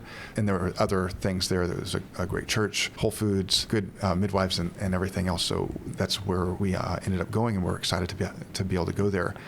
I took command in April of 2015, and Chattanooga is one of the only places in the United States that still has an Armed Forces Day Parade, and they rotate which service hosts the Armed Forces Day Parade every year. And the year that I took command, it was the Navy's turn to host. So I got to be the host as well, but we also invited Admiral Greenert to come as the presiding officer, and he accepted. He was the Chief of Naval Operations at the time, got to host Admiral Greenert, the Chief of Naval Operations, or CNO. Spent some time with him. He was a super nice guy, great person to talk with and visit with, but I was very glad to see him leave. And I thought, well, great to see him, but a lot of pressure on you and your team. Oh, yeah. I thought I'll never see him again.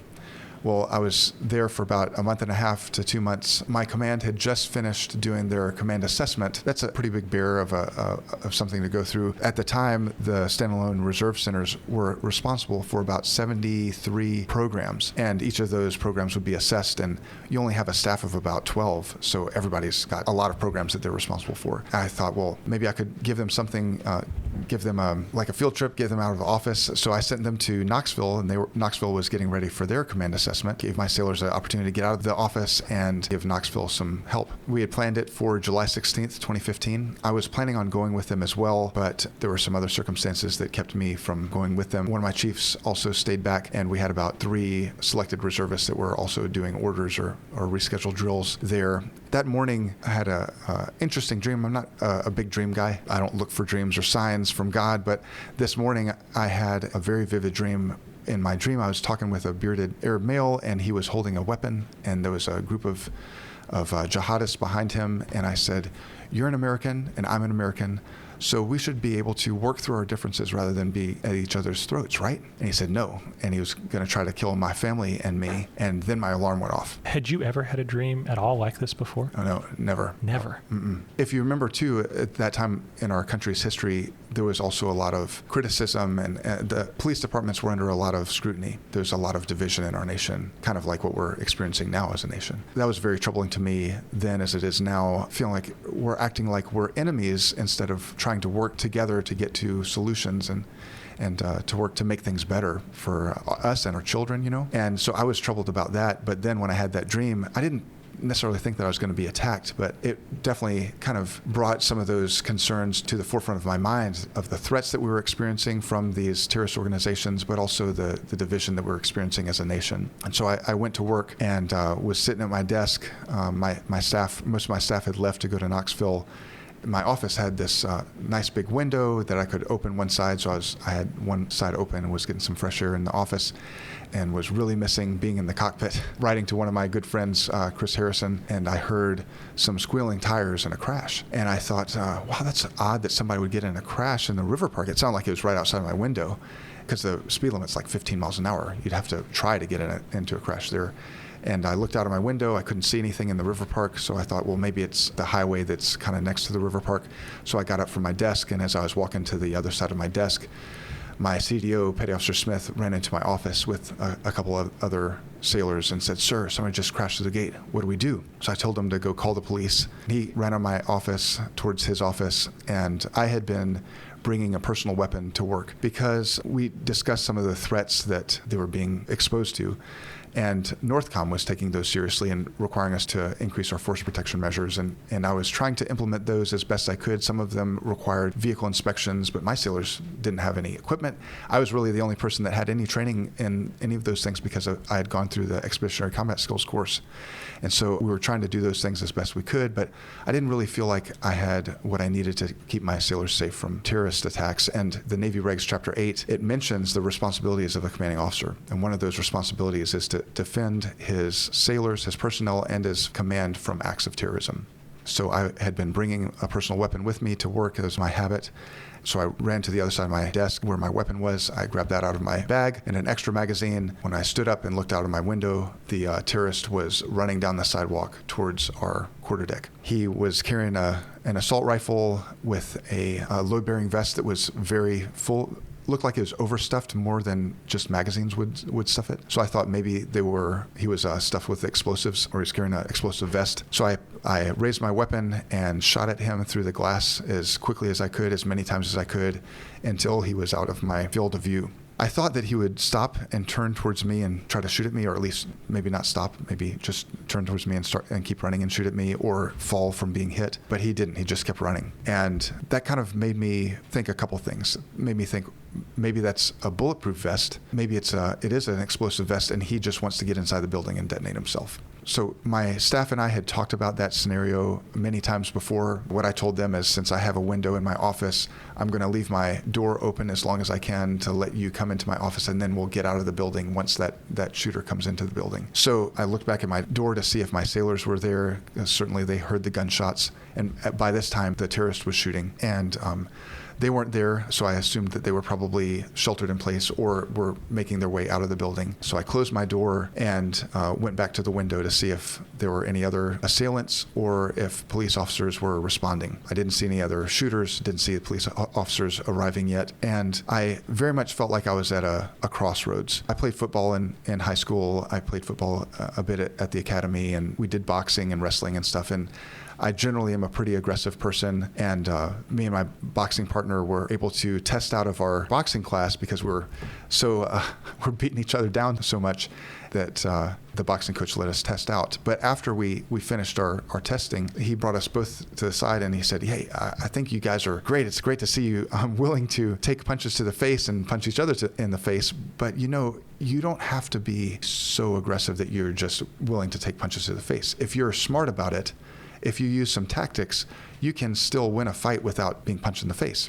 And around that same time, we also, as a brigade, watched the movie We Were Soldiers with Mel Gibson. There's a second lieutenant in that movie that was very aggressive in their first part of training, and he was the first platoon to be inserted into the LZs in Vietnam. And his job, when he was inserted, his platoon's job was to set a perimeter so that the other platoons could make their landings as well and be inserted. But he started taking fire from the jungle, and instead of setting that perimeter, he took his platoon in pursuit after the Viet Cong and ends up getting himself killed and all of his platoon except for two other guys. And his last lines in the movie were, "I'm just glad that I could die for my country." And a very poignant scene for me because I identified with him in his training, being aggressive, willing to do the hard things and motivate his troops. But then he wasn't wise in his employment of his platoon, and that lack of wisdom caused a great loss of life. It was an ironic statement that he made, that he died for his country, but he didn't really have to. Maybe he may have been able to make it all the way through that battle without him dying and all of his soldiers dying. That actually ran through my mind as I was standing at the window trying to figure out, what do I do next? Do I go with my natural bent of, I've got that extra magazine in my pocket, should I try to re-engage the shooter? Or would it be better for me to get out of the building and try to get help? Since I saw the terrorist, I can give a good description of him. Maybe I can also be with if a police officer responds, I could be with the police officer potentially. And so that's what I ended up doing. I jumped onto my desk, and this is just seconds. It's probably been 6 seconds since the time he crashed through the gate that all these things happened. My window was opened, not enough for me to get out. I'm not a small guy. I tried to kick it open, and I kicked it probably 4 or 5 times, and it was not opening. I had to reach down and crank it open, and I was thinking, man, I'm going to get myself shot because I didn't open my window enough this time. But that actually is something that I think was used to preserve my life, because initially, when it sounded like he was shooting his first probably 2 magazines, he was standing outside of our building shooting into the quarterdeck. And if I would have been able to get out right away, he probably would have seen me and tried to engage me there. So I jumped out of my window, ran to the front gate, and as I got to the front gate, the first police officer was getting out of his vehicle. I told him what I saw. I kind of thought he was going to say, okay, let's go get him. He told me, stand behind my vehicle, I'm waiting for backup. And we waited for probably a couple minutes for backup to arrive, but that was a very long couple minutes. And now police officers and police departments, their tactics have changed. A lot of it is because of Chattanooga, at least in the Chattanooga Police Department. Their policy now is to go right in. But he was waiting for backup, and when the shooter or the terrorist first shot into the building, he shot through our glass doors that were for the quarterdeck. The reserve center is kind of divided in half, where the one half is the Navy side, one half is the Marine Corps side. He went to the Navy side first. Some of his first shots hit Petty Officer Smith, my CDO. Petty Officer Smith fell and ended up being mortally wounded. When the Marines heard the shooter or the terrorist reloading on the Navy side, they got up from their desks on the Marine Corps side, started running out. He saw them starting to run out of the building, and he chased them through the building to outside of the building where we have a motor pool. Marine Corps unit has a motor pool with their trucks and Humvees and artillery. That's where he murdered 4 Marines and was later killed by the Chattanooga Police Department. So that day was a very difficult day for me, continues to be a difficult day, a day that I think about a lot. I used to think about it every day, multiple times during the day, but now it's been 8 years, and I don't think about it quite as much as I used to.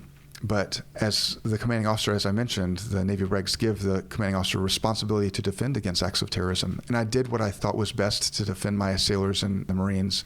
But oftentimes we will second guess ourselves. And that's certainly something that I identify with, that I wonder, did I do enough prior to the attack? We had a fence, but we also had trucks in the motor pool that we could have used for barriers to augment that serpentine that we ended up using after the attack. But we didn't think about that until after. After the attack, the Navy Facilities Command did a significant renovation that included automated entry control, vehicle barriers and vehicle cabling along the fence line, and some other really great physical security measures. But, it's great that they put them in. Nothing wrong with that. They are expensive, though. The Chattanooga Reserve Center was going to be the model for all the reserve centers, all the standalone reserve centers throughout the country, but our renovation turned out to be like $3 million.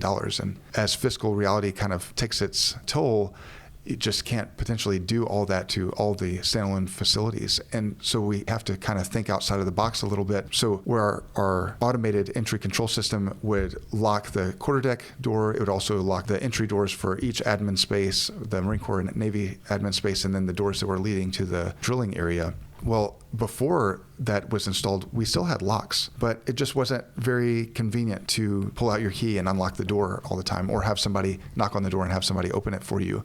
And we also like to have the doors open. So when I got there, the relationship between the Navy side and the Marine Corps side wasn't great, and I kind of wanted to improve that. So we like to have the doors open and yell back and forth at each other. The Marines would make fun of us for being weak, and then we'd make fun of them for eating crayons and that kind of stuff. So we enjoyed that. But now that the automated system is in, guess what? Those doors are always closed and locked. And so you have to think of other ways to maybe improve the relationship. And I wish I would have had that kind of foresight. I had the foresight to have a weapon with me. I had the foresight to do some other things. But if I would have had the foresight to close and lock those doors, it really would have slowed him down, and I think several people would still be alive. Back to that day, the minutes after. So law enforcement arrives, they engage, and they ultimately take out the shooter, the terrorist, as you mentioned. What happens next? Because your job as a leader is, if anything, only beginning in those moments. It's certainly not over. Yeah, exactly. So one thing that's pretty difficult in an actual emergency, an actual active shooter scenario, or fire or anything is getting accountability. And that turned out to be a little bit difficult both for the Marine Corps side and the Navy side. For one reason, because that is now a crime scene. A lot of the sailors and Marines initially got taken to the police department just down the road, but some people were separated because they were in the river park and it took them a while to make it to the police department. The initial getting accountability,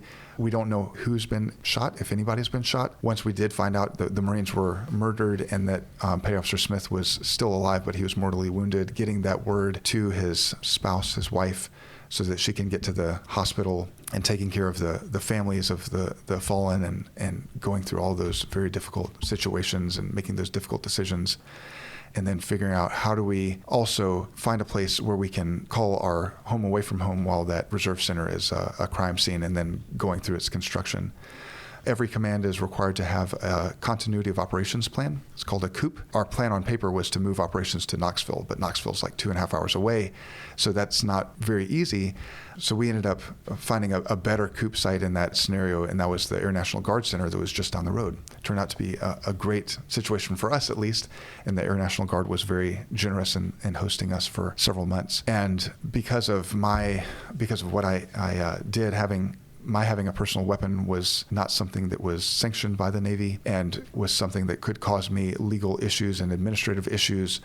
That was something that I was also having to navigate. There was a lot of media attention. Once the media found out that the bullet holes in my window weren't the shooter shooting in at me, were me shooting out at the terrorist, they had a lot of interest in that. And then the Navy also had some issues with that. And so I assumed that I was going to die when the guy crashed through the gate. When I saw him, when I started shooting at him, I assumed that it was not going to end with me still being alive after the event. So getting fired from my job was kind of not something I was all that concerned about. But then I also assumed that if I did survive, that I was definitely going to get fired, at least, and potentially do some jail time. But it was worth it to me because, I've got to protect my sailors, and I've got to look at myself in the mirror every morning and be good with the decisions that I've made.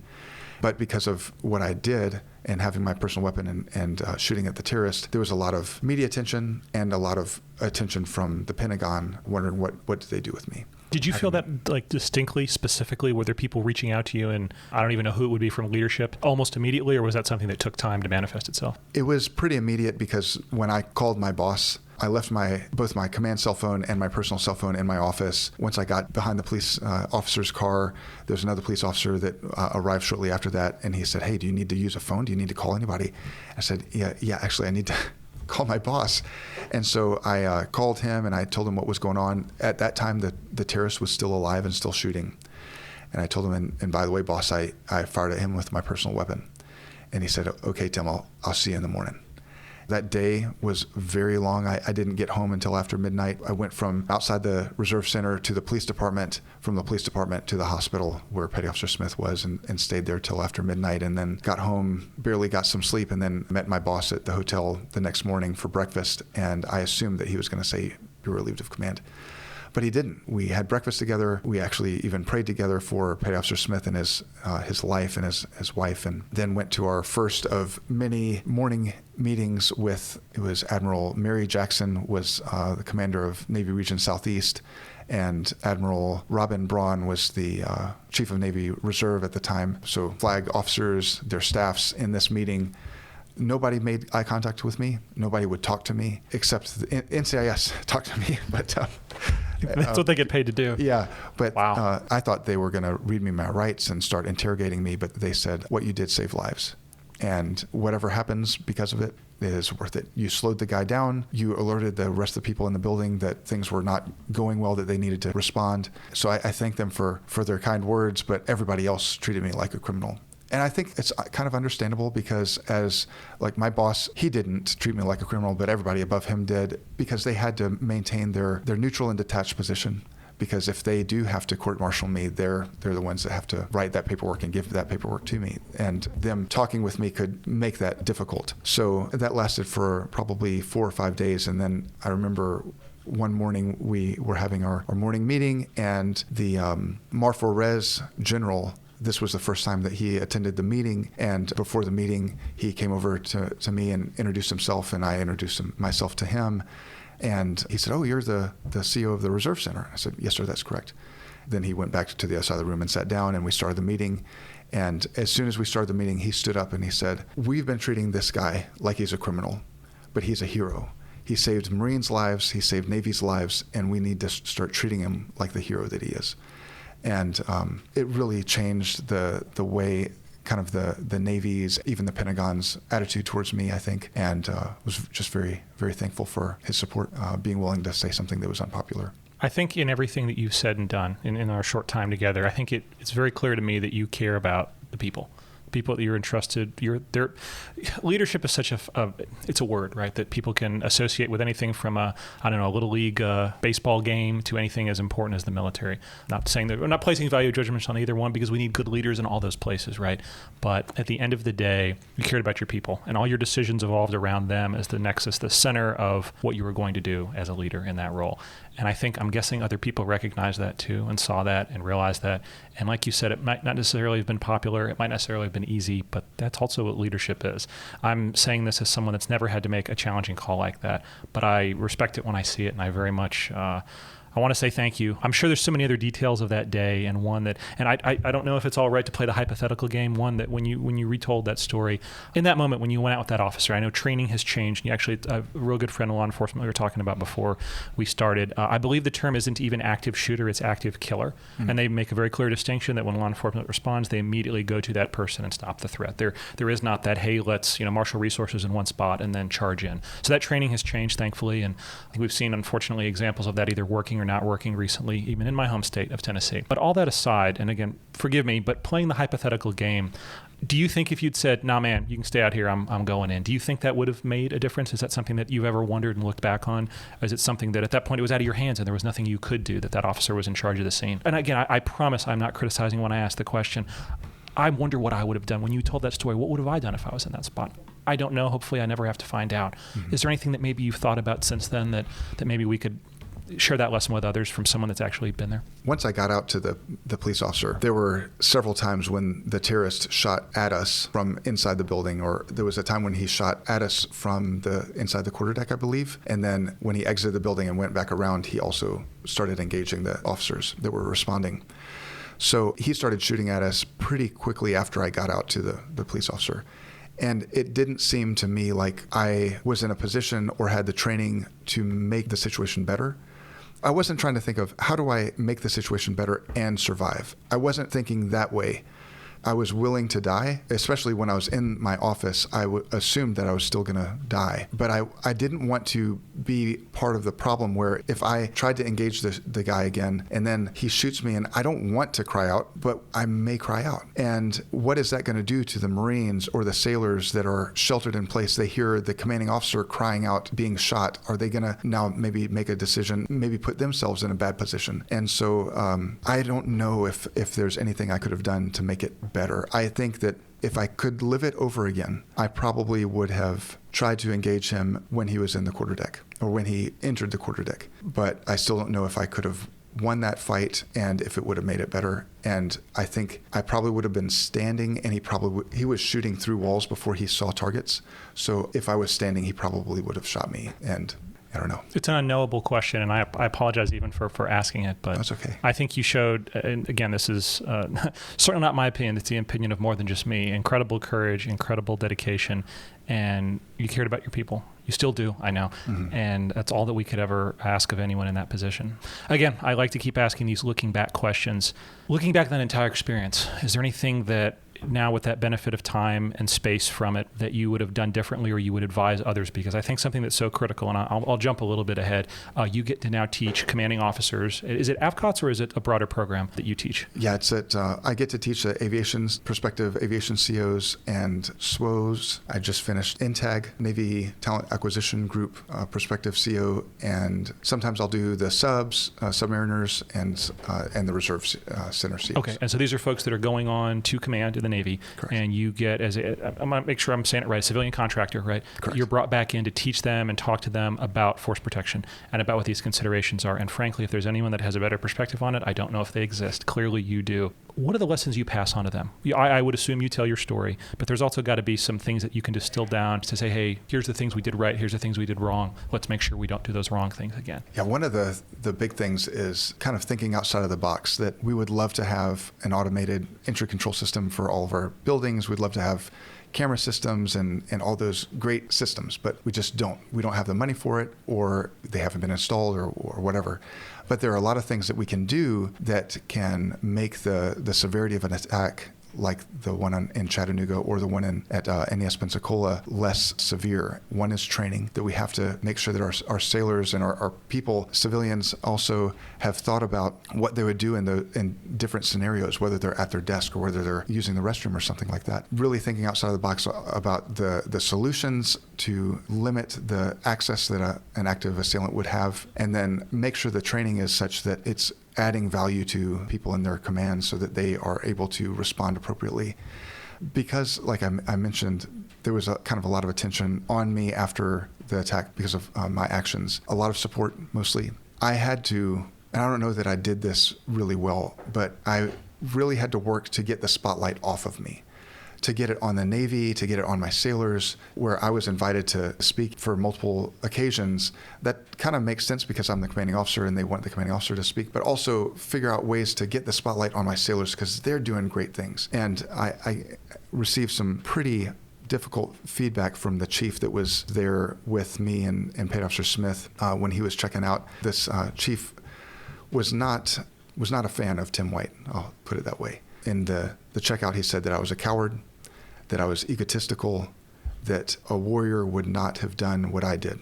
And he said that I abandoned my post. It was very difficult feedback to get. And it was very hard for me to keep my mouth closed when he was saying that, not to kind of try to attack him. But I disagree with him that I was a coward. I think that what I did was not something that a coward would have done.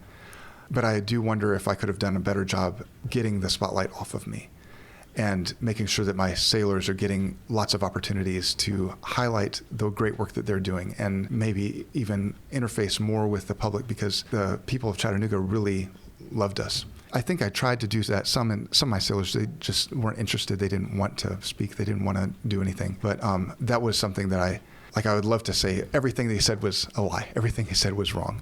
We can always do better when people are putting the highlight on us. Sometimes that feels good, but having the mental presence to realize that, oh, this is an opportunity for me to highlight my sailors, highlight my command. That is kind of a leadership lesson that I try to impart to them. And then also, so the training that I give is called Commanding Officer Anti-Terrorism Training. And it's training on terrorists, terrorism, and that threat, and then the anti-terrorism program. But what I think these prospective unit commanders need to think about is not just terrorism, because their commands are exposed to a lot of threats, not just like our near-peer threats, but I'm talking about like criminal threats, insider threats, things that aren't necessarily associated with terrorism, but kind of come under the umbrella of anti-terrorism. So what I try to have them frame that program as a threat mitigation program, that there are lots of threats that their commands, their assets are exposed to, and how do they mitigate those threats? And it doesn't have to be just terrorist threats, even though it's in the anti-terrorism program. You mentioned the community and the support and the love that came to you and your sailors and your Marines. And I think that's something, again, I'm a Tennessean. I grew up maybe 50 miles west of Chattanooga, so I know that part of the world pretty well. There's a lot of support there and a lot of, like I said, a lot of love for the military, and that's a good thing in that part of the world. But at the end of the day, family is what matters. And your family was there supporting you this entire time. I'm guessing it was probably a pretty challenging time for both you, for them as well. Like you mentioned, a lot of scrutiny, just a lot in general. If you could, how did that dynamic, did it change? Again, I'm always looking for those lessons learned, things that I think you all came out of it as well as anyone could expect with all the tragedy that surrounded that day. Is there anything that maybe you could share that, again, lessons for people to learn so they can do it the right way? I definitely underestimated the effect or the toll that my experience would take on my wife and my children. And I sort of, I was good. When I was in Chattanooga especially, I believed that I was processing the circumstances and the pressure and the terrorist attack event specifically. I processed that in a healthy way. I learned later that I didn't, and I can kind of talk about that in a minute, but it really affected my wife and my children. And I think that sometimes our friends, that we love them dearly in Chattanooga. We made a lot of great connections, lots of friends that we really love. There's a great church there that we love those people dearly too. But because of the trauma that's associated with Chattanooga, initially I thought that's where we would retire. But because of the trauma, especially that my wife and children associate with Chattanooga, we just don't feel like we can live there. My wife, she still deals with some of that trauma. And then my children, I learned actually within the past couple months, I didn't know this, that my children, who were, I think my youngest, that really knew what was going on, was probably 3 or 4. And he was having nightmares for years about that event. It was affecting his sleep, obviously.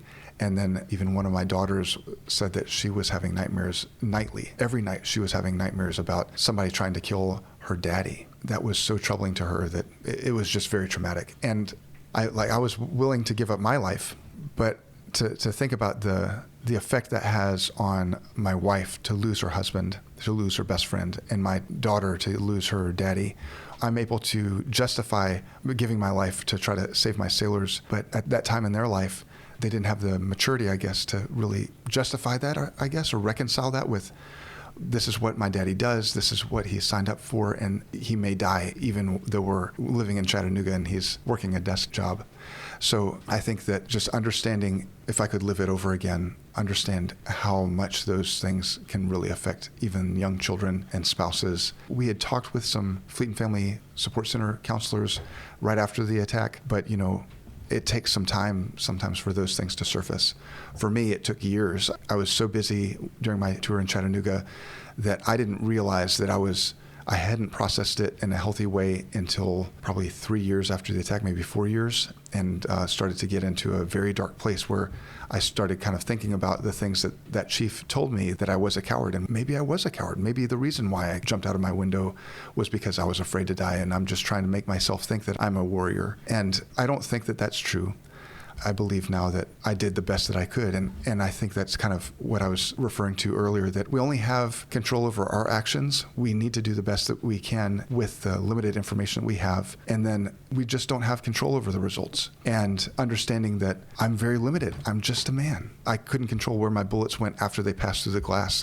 Bullets, once they hit something, you never know where they're going to go. So even if my shots were exactly where they needed to be, I just couldn't control where they went after they hit the glass. And then just acknowledging that I'm very limited in my knowledge and my abilities, and all I can expect from myself is to do the best that I can with that limited knowledge and limited power, and then trust others, trust really God that He's in control of even those things.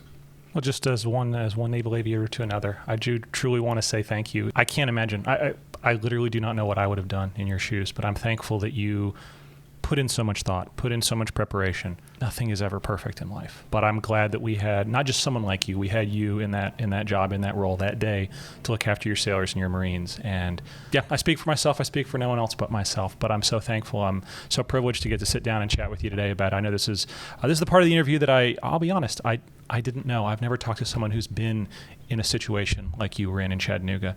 When I think of naval aviation, when I think of the people that it attracts, the people that we build, we ask a lot of folks. We give them sometimes not always all the resources, limited training, the best we can do, and then we ask a tremendous amount of them, especially our commanding officers. If I had to guess, the day you walked into the job in Chattanooga, you probably never imagined. I certainly wouldn't have imagined that would happen. But then we ask a lot on the backside and asking, to put things back together after something. Again, you didn't ask this person to come to your command to do these terrible things. They made a very distinct choice to do those things. So I want to say thank you so very much for that, sir. We talked about what you do now and teaching that, imparting that upon others. Is that a lesson that's readily learned? Are these things that people want to hear and want to learn from your experience? Is it a challenge like any other instruction where sometimes maybe people have their own preconceived notions? I certainly did before sitting down and talking today, but what's that like? I think it's hit or miss. Sometimes it seems like there are some classes where the environment is very receptive. They're happy to be getting the training. And I think that we underestimate sometimes the influence that we can have on other people without knowing. That there may be somebody in the class that's very critical and they're shaking their head or they're just whispering things during the class, or during lunchtime. A guy told me that he felt like that in the class, I was using the class as my, he felt like I was using the class as my therapy. and that I was using it for my own benefit and it wasn't beneficial for the class. So that's difficult. But there are other times when people say, this is really valuable information, very thankful for my willingness to share my experience. So it's hit or miss. More often than not, it's positive. I do also understand that we're really trying to pivot from focusing on terrorism as a force to looking at other threats, particularly near peers. And so when something is packaged as CO anti-terrorism training, they're thinking, oh, this is just leftover from previous. We're not pivoting like we need to. So I think that training will change eventually where it's not so focused on the Salafi jihadist threat. And that part is pretty limited in the training. But at the same time, the most recent attacks that we've had that have resulted in loss of life have been Salafi jihadists. There was one at NES Corpus Christi. Thankfully, that was a MA2 that was on gate guard that was a hero, very courageous, took shots point blank to her center of mass. She was thankfully wearing her bulletproof vest, was knocked back, had the presence of mind to hit the final denial barrier switch, pulled out her pistol and started firing at that guy, and she and the other gate guard were able to stop him. So that could have ended very poorly. But the Chattanooga attack, that was a Salafi jihadist. The NAS Pensacola attack, Salafi jihadist. So it's still a real threat, but we have other threats that we have to be concerned about as well. It's a balance. It's hard to just find that balance, I'm sure, in a large organization, literally across the world defending American interests. So. Yeah. Back to you. And I know that did not end your time in the Navy. You still had much more of a career to continue. Where did you go from there? So from the Reserve Center in Chattanooga, I went to the Naval Education and Training Command at NAS Pensacola, where I was the Reserve Program Director. That was a great tour. Spent about 2 years. Lived on NAS Pensacola. Got to live, the captain's row houses across from the chapel. Got to live in one of those houses, which I just dreamed about living in one of those houses when I was going through API as an ensign. I got to walk to work, walk to the gym, back home for lunch, walk back to work to finish my day. It's just really great. Worked for Admiral Kozad. He's a hero of mine and a mentor, and really enjoyed my time there. And it was during that tour also that I learned that I'd lost my medical clearance, my upchit. I had some blood clots in Chattanooga. Maybe the stress had aggravated a condition in my body, I'm not sure, but I had some blood clots form in my right leg that broke off and went into my lungs, so there was a pulmonary embolism, hospitalized for several days for that, then was on blood thinners for about 6 months, came off the blood thinners and had another blood clot in my other leg. And because of those two, I actually started going through the separation process for medical reasons, but was retained. And then I started also trying to get a waiver to be able to continue flying. And while I was at NETC, found out that my waiver was denied and didn't get to continue flying. So that was heartbreaking, but also it was a good lesson for me. I didn't realize how much I was getting my identity from what I did as a naval aviator. It's wonderful to be able to tell people when they say, hey, what do you do to provide for your family? What do you do? What's your job? I'm a naval aviator. And there's an effect, a shock that usually happens from telling somebody that, and they're impressed. They want to hear all about it. And I didn't realize until it was taken away from me that I was really getting a lot of my identity from that, and I don't think that that's a healthy place to be. I think that I'm more than a naval aviator. I'm a husband. I'm a father. I'm a patriot. I love my country. I love my fellow man. I love to serve. If I boil it all down to naval aviator, it's kind of shallow. So that was a painful lesson to learn, but also I believe is God's way of directing my life. So I found that out during that tour, and then my plan was to retire once I got to 20, and I had about 3 years left after my NETC tour, and my detailer said, well, where do you want to retire? And I said, at the time, I wanted to retire in Northwest Arkansas. He said, well, we've got a reserve center in Springfield, Missouri. Why don't you put your name in the hat for a reserve center? I did not want to go to another reserve center after Chattanooga. Not because I don't love working with the cell res, but I didn't know if that was a good place for me or my family. But he said, well, Springfield, I know I can get you there. So I put my name in the hat and had to rank, I think there was maybe 15 other reserve centers, and Springfield was at the top, and then I think NAS Pensacola, the Reserve Center in Pensacola, was number 2. I thought, well, if I don't get Springfield, Pensacola is a no-brainer because I'm already here. El Paso was like number 8 or number 9, and I don't mean to potty mouth El Paso for anybody because the people in El Paso are just amazing. But for us, going from Pensacola to El Paso, all my family is in Georgia and Louisiana, so we were really separated from our family by a large distance. And so it's kind of a culture shock to us. I was the CO of the Reserve Center in El Paso for about 3 years. Retired out of there, had the change of command on Cinco de Mayo 2022, and then retired June 30th of 2022. Congratulations. Thank you. That's wonderful. Looking back on all those years, again, I've been asking that this whole time. One of the things I think that you have done a really very purposeful job is balancing work and family. And I think a lot of times we talk about, retention crisis and keeping folks in the military and the airlines and money and all these other things. I get it. I really do. But I also think if people could find that better balance between family and the military, that might actually make the difference. In fact, more so than just shoveling money in someone's direction. As someone that I think is, this is my opinion, no one else's, has done a really good job of making sure that you take care of your family and look after them and think very much about what they need as well. What advice would you give to people at the end of that career, looking back on the decisions you made? One is that I think we underestimate the sacrifice that our families make, our spouses and our children. And so often people, when they find out, when I was on active duty and now that I'm a retiree and veteran, they say, thank you for your service. My sacrifice does not compare to the sacrifice that my wife and children made. Even when I was deployed, I was separated from my family, but I was on a ship flying helicopters and doing exciting things and getting to visit different ports and got to see Singapore, got to see Palau, Australia, Japan, all different kinds of places in that part of the world. And it was a sacrifice, but my wife was at home with a young child, pregnant, and gave birth without me and taking care of little ones, and it's just the daily grind, and doing it without her husband, without help, and separated from her family. So that would be one, is just really understand that the sacrifice that our family members make is probably greater than the sacrifice that our service members make. I don't want to discount our service members. Many of them make huge sacrifices, and many have made the ultimate sacrifice, and that is something that I very much appreciate and I'm very thankful for. So understanding that sacrifice, and then also understanding that there are opportunities within the Navy and other services that, while they may not result in as many promotions or as many maybe bonus opportunities, there are opportunities to do other things that don't require deploying as often. I retired in 2022.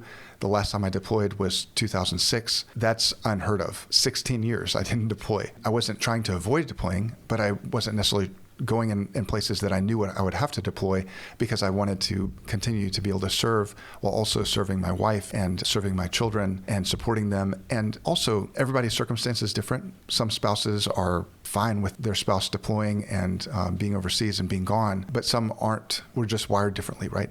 So understanding where your spouse is, and if you're not married yet, maybe where your future spouse is going to be, and if you really want to continue serving and deploying and doing all the tip of the spear stuff, understand that that's something that you need to be very clear with your future spouse, and maybe something that you need to be looking for in a future spouse. If that's something that you really want to do, make sure that they're going to be good with that too.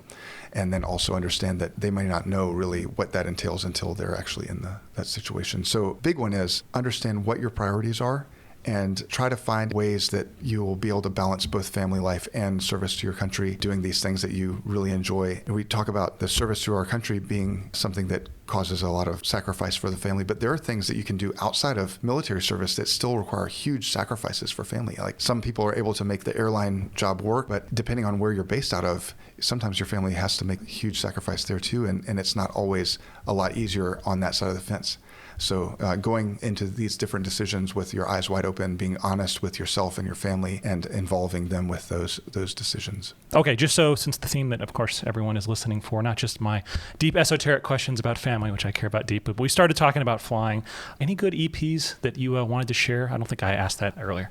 There was this one. So, sometimes we think about emergency procedures being a malfunction with the aircraft.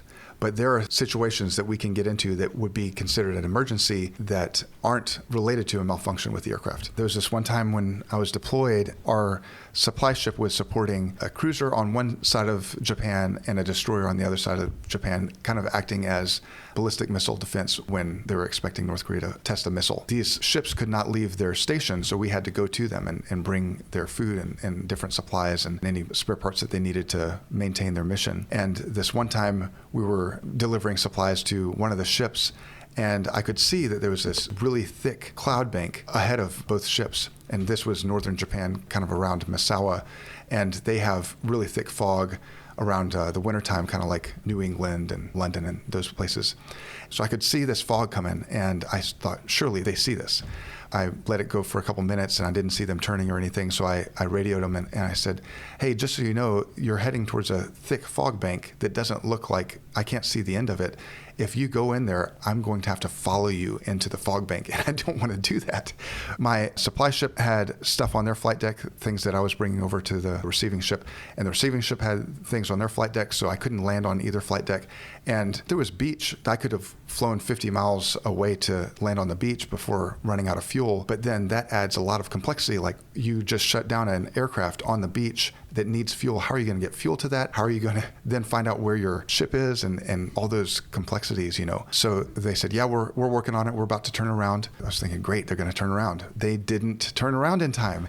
I could see them going into the fog bank. So I kind of had to dive down and try to gain like a reference point of this receiving ship, because the supply ship had so much on their flight deck that they weren't going to be able to clear it anytime soon, and the receiving ship didn't have all that much. So I went and kind of flew next to their ship, and I was hovering over the aft starboard corner of their flight deck, kind of maintaining that visual reference, and nobody else in the helicopter could see the ship.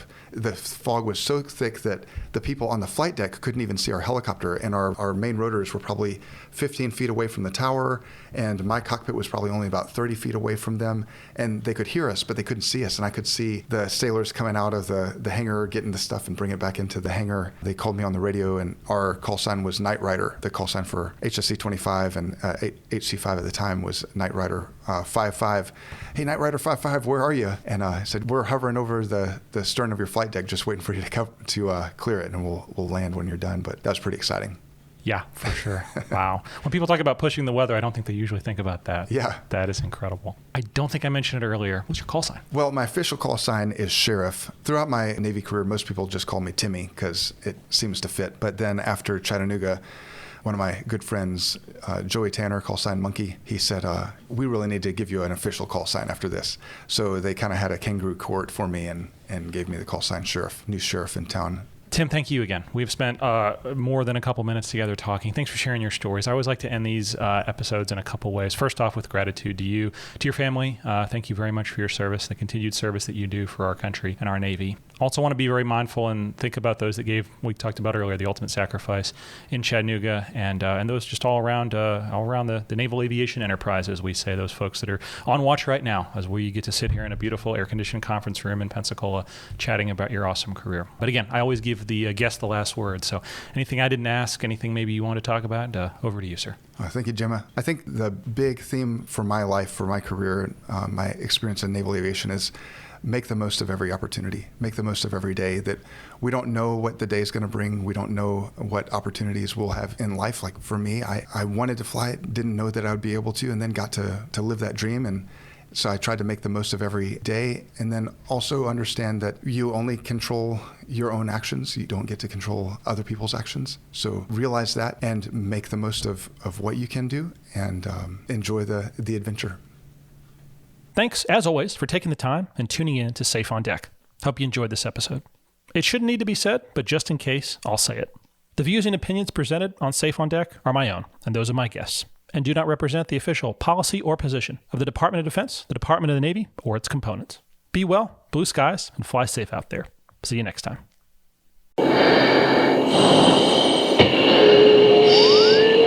PCL idle, wings level, flare, we're safe on deck.